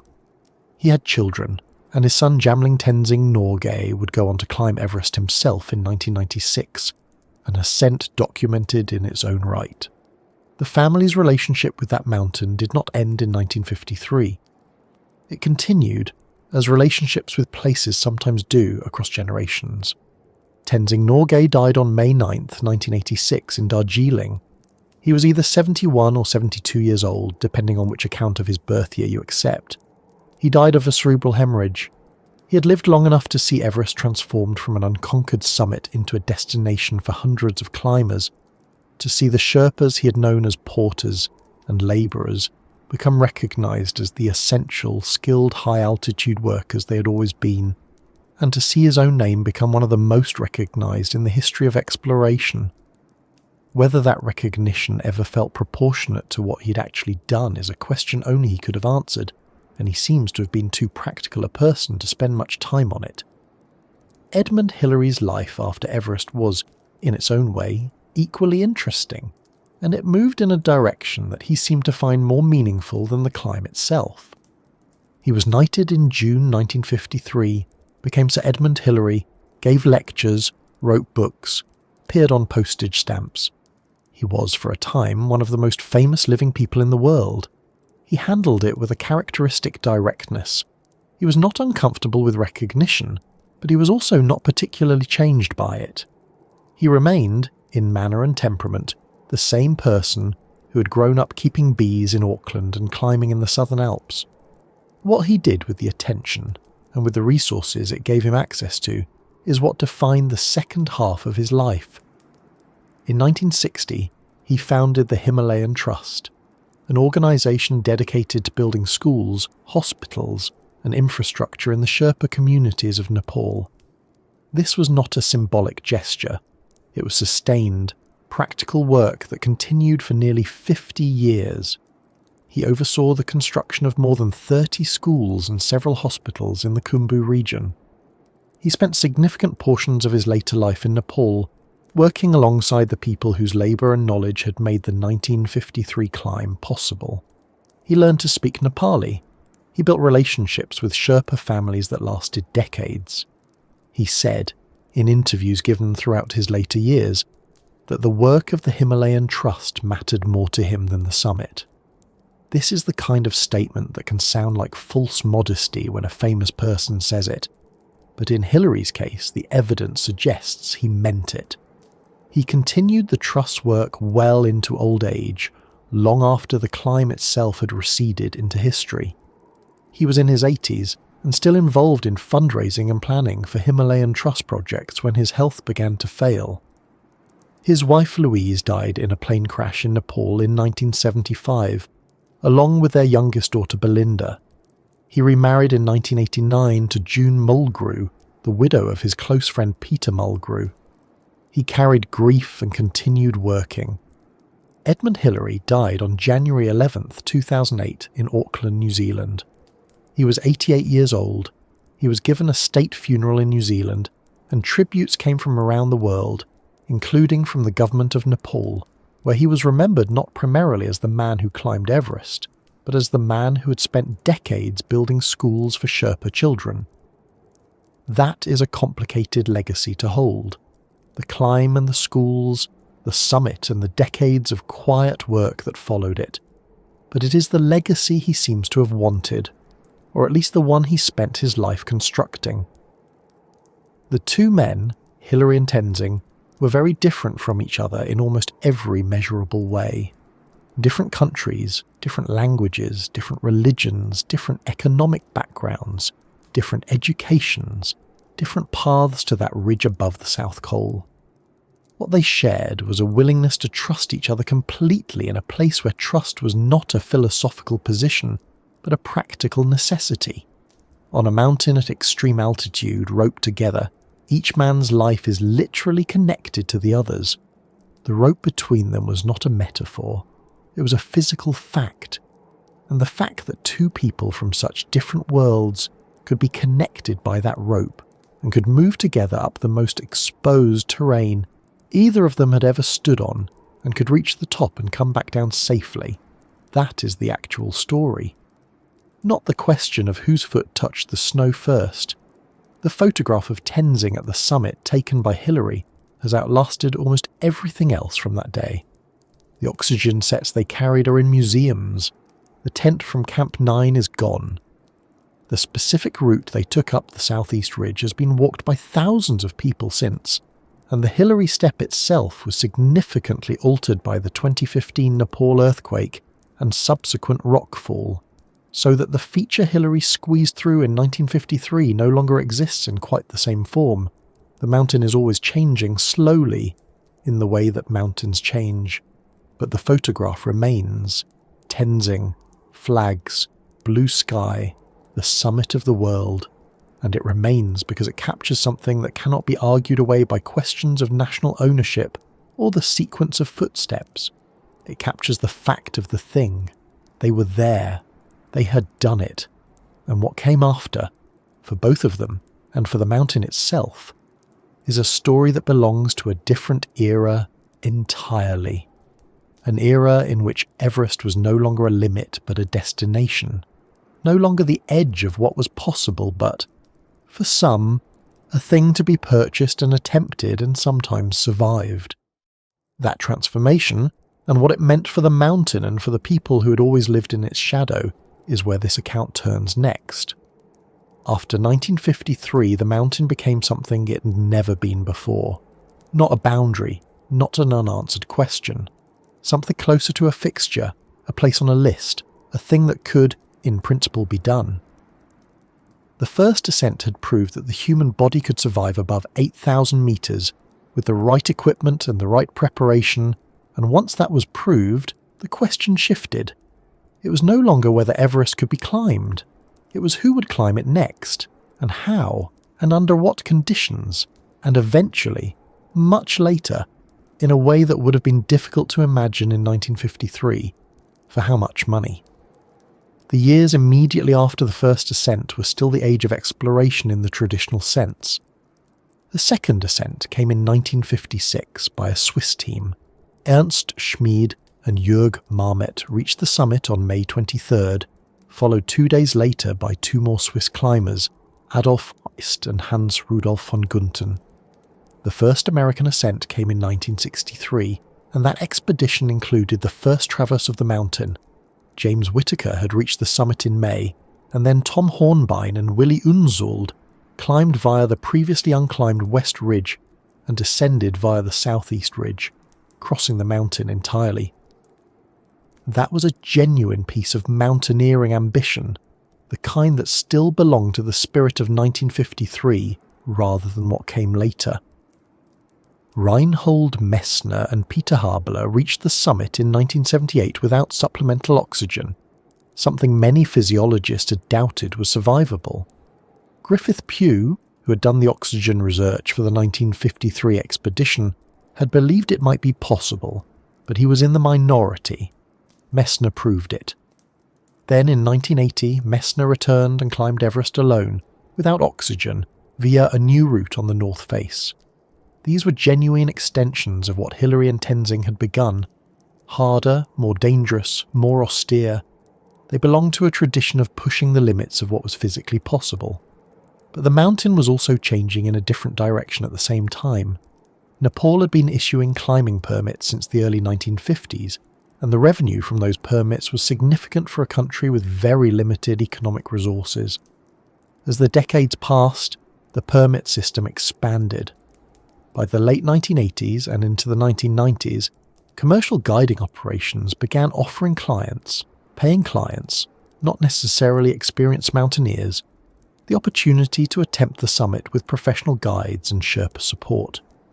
The cost was substantial. In the 1990s, a commercial expedition could cost a client somewhere between $60,000 and $80,000. Today, that figure is considerably higher, sometimes exceeding $100,000 per person, depending on the operator and the level of support. This changed the mountain in ways that are still being worked through. The commercialization brought more people, more equipment, more fixed ropes, more camps, more oxygen canisters left on the slopes, more human waste deposited in crevasses and on the glacier. By the early 2020s, more than 6,000 people had reached the summit of Everest. In a single good weather season, hundreds of climbers might attempt the mountain. Photographs from the Southeast Ridge in peak season show lines of climbers moving slowly upward, clipped to fixed ropes, stretching for hundreds of meters. The image is striking in a way that is hard to fully articulate. Not wrong exactly, but very far from what Hillary and Tenzing experienced on a ridge they had largely to themselves. The 1996 climbing season brought all of this into sharp, painful focus. On May 10th and 11th of that year, a severe storm struck the mountain while multiple commercial expeditions had clients near or above the South Col. 8 people died in those 2 days, among them experienced guides Scott Fisher and Rob Hall, both of whom were leading paying clients toward the summit. Hall died on the South Summit, speaking to his wife by satellite phone in his final hours. His last conversation with her has been quoted many times since. He was an exceptionally skilled mountaineer and guide, and the conditions that killed him were not the result of inexperience or carelessness alone. The storm was severe and the decisions made that day were complex. But the disaster raised serious questions about whether the commercialization of Everest had created situations where the pressures of the commercial model, clients who had paid enormous sums and expected to reach the summit, were influencing decisions in ways that increased risk beyond what was prudent. John Krakauer was on the mountain that season as a journalist for Outside magazine, and his account, published as Into Thin Air in 1997, became one of the best-selling mountaineering books ever written. It was detailed, honest, and troubling. It also created its own controversies. Other survivors disputed some of Krakauer's account, and Anatoly Bukriv, a guide who had descended before the storm and then went back up to rescue clients, wrote his own account that presented events quite differently. The disagreements between these accounts are still discussed by people who study the 1996 disaster. What is not disputed is that 8 people died, that the commercial structure of the expeditions shaped the decisions made that day, and that Everest had become something that required a public reckoning. Nepal's government has continued to adjust its regulations in the years since. In 2019, new rules required climbers to have previously reached a peak of at least 6,500 metres before attempting Everest, and the government announced a review of the permit system. There have been ongoing debates about limiting the number of permits issued per season, though the revenue from those permits remains important to Nepal, and the regulations have evolved slowly. The environmental situation on the mountain has also drawn increasing attention. Decades of expeditions have left behind oxygen cylinders, tent poles, ropes, food packaging, and human waste at various points on the route. Nepal has required expeditions to bring down a minimum amount of garbage per climber, and several organised clean-up expeditions have removed hundreds of kilograms of waste from the mountain. Progress has been made, but the scale of the problem reflects decades of accumulation.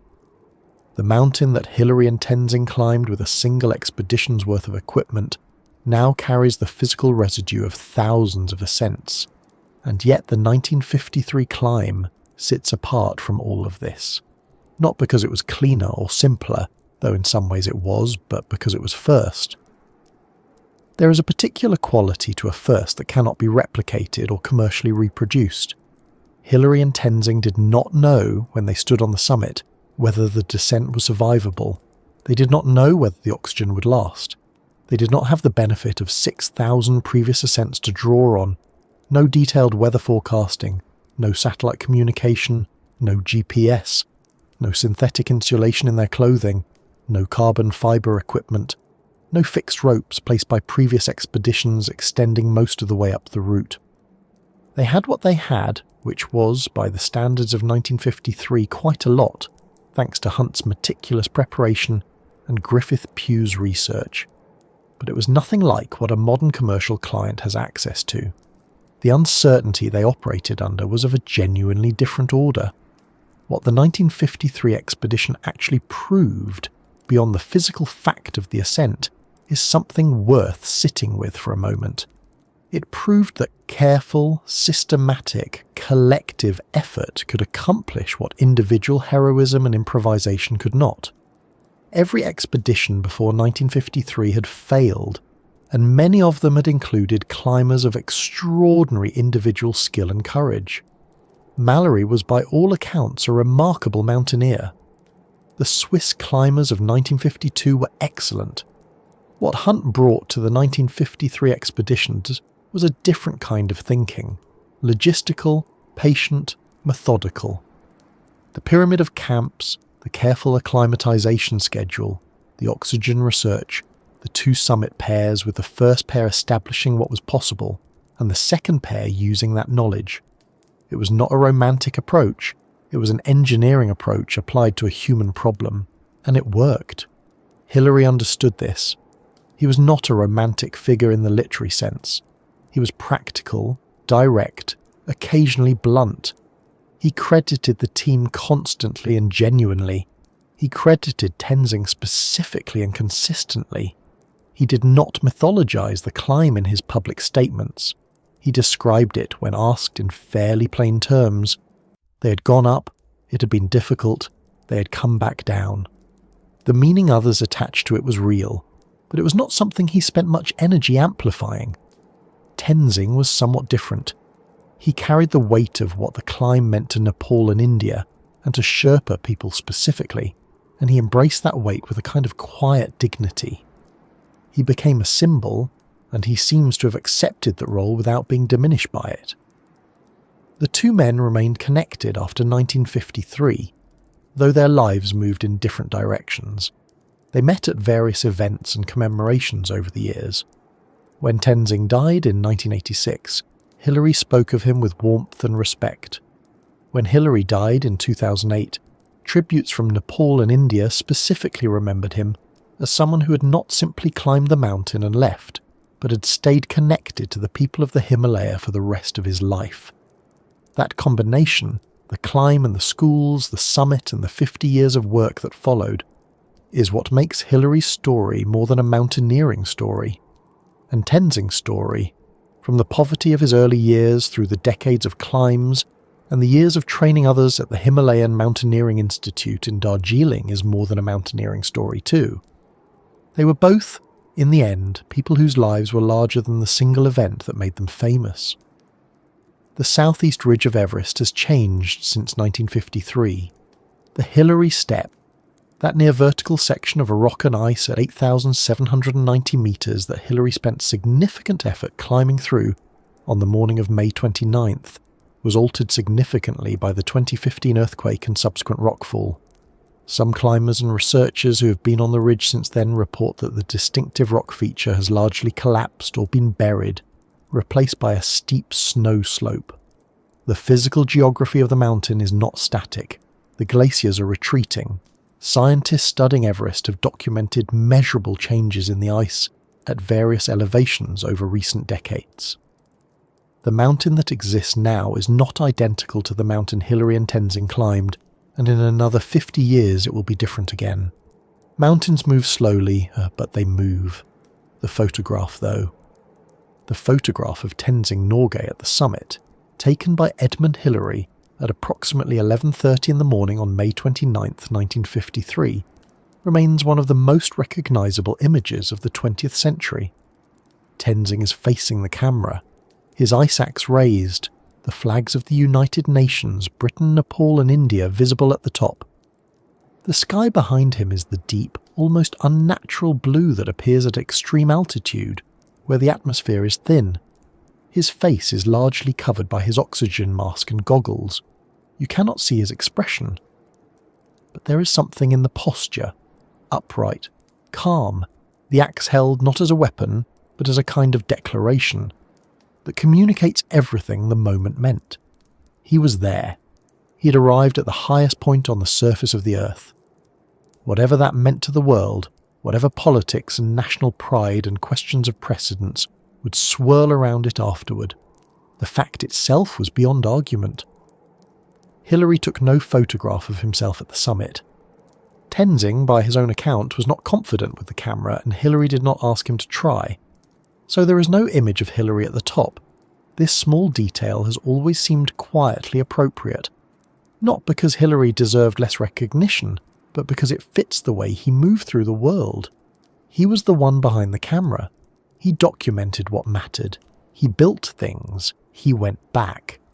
If you think about what it means to stand in a place no human being has ever stood before, and to know that, to be absolutely certain of it because you are the first, it is difficult to fully imagine what that feels like. Most of us will never be first at anything in that absolute sense. The world has been thoroughly explored. Its highest point has been visited thousands of times. Its depths have been mapped. The blank spaces on old maps are gone. What Hillary and Tenzing experienced on that snow dome above the southeast ridge on a cold May morning in 1953 belongs to a particular moment in human history that cannot be revisited. The first time can only happen once, and perhaps that is the right place to leave this story, not with the crowds on the fixed ropes, Not with the permit controversies, not with the questions about who stepped first onto the snow. With two men roped together, standing in a silence that very few human beings have ever heard, looking out over the curve of the earth from the highest place it offers. 15 minutes, then the descent, the camps, the runner with the coded message, the coronation headline, the decades that followed. But for those 15 minutes, it was just the two of them, and the mountain and the sky, and everything else, the history, the politics, the legacy, all of it, was still somewhere far below. Thank you so much for spending this time here tonight. If this story has been good company for you, whether you listened from start to finish or drifted in and out somewhere along the way, I hope it left you with something quiet and worth keeping. If you enjoyed it, a like really does help this channel reach more people, and subscribing means you will be here for the next one. Rest well wherever you are, and we will talk again soon.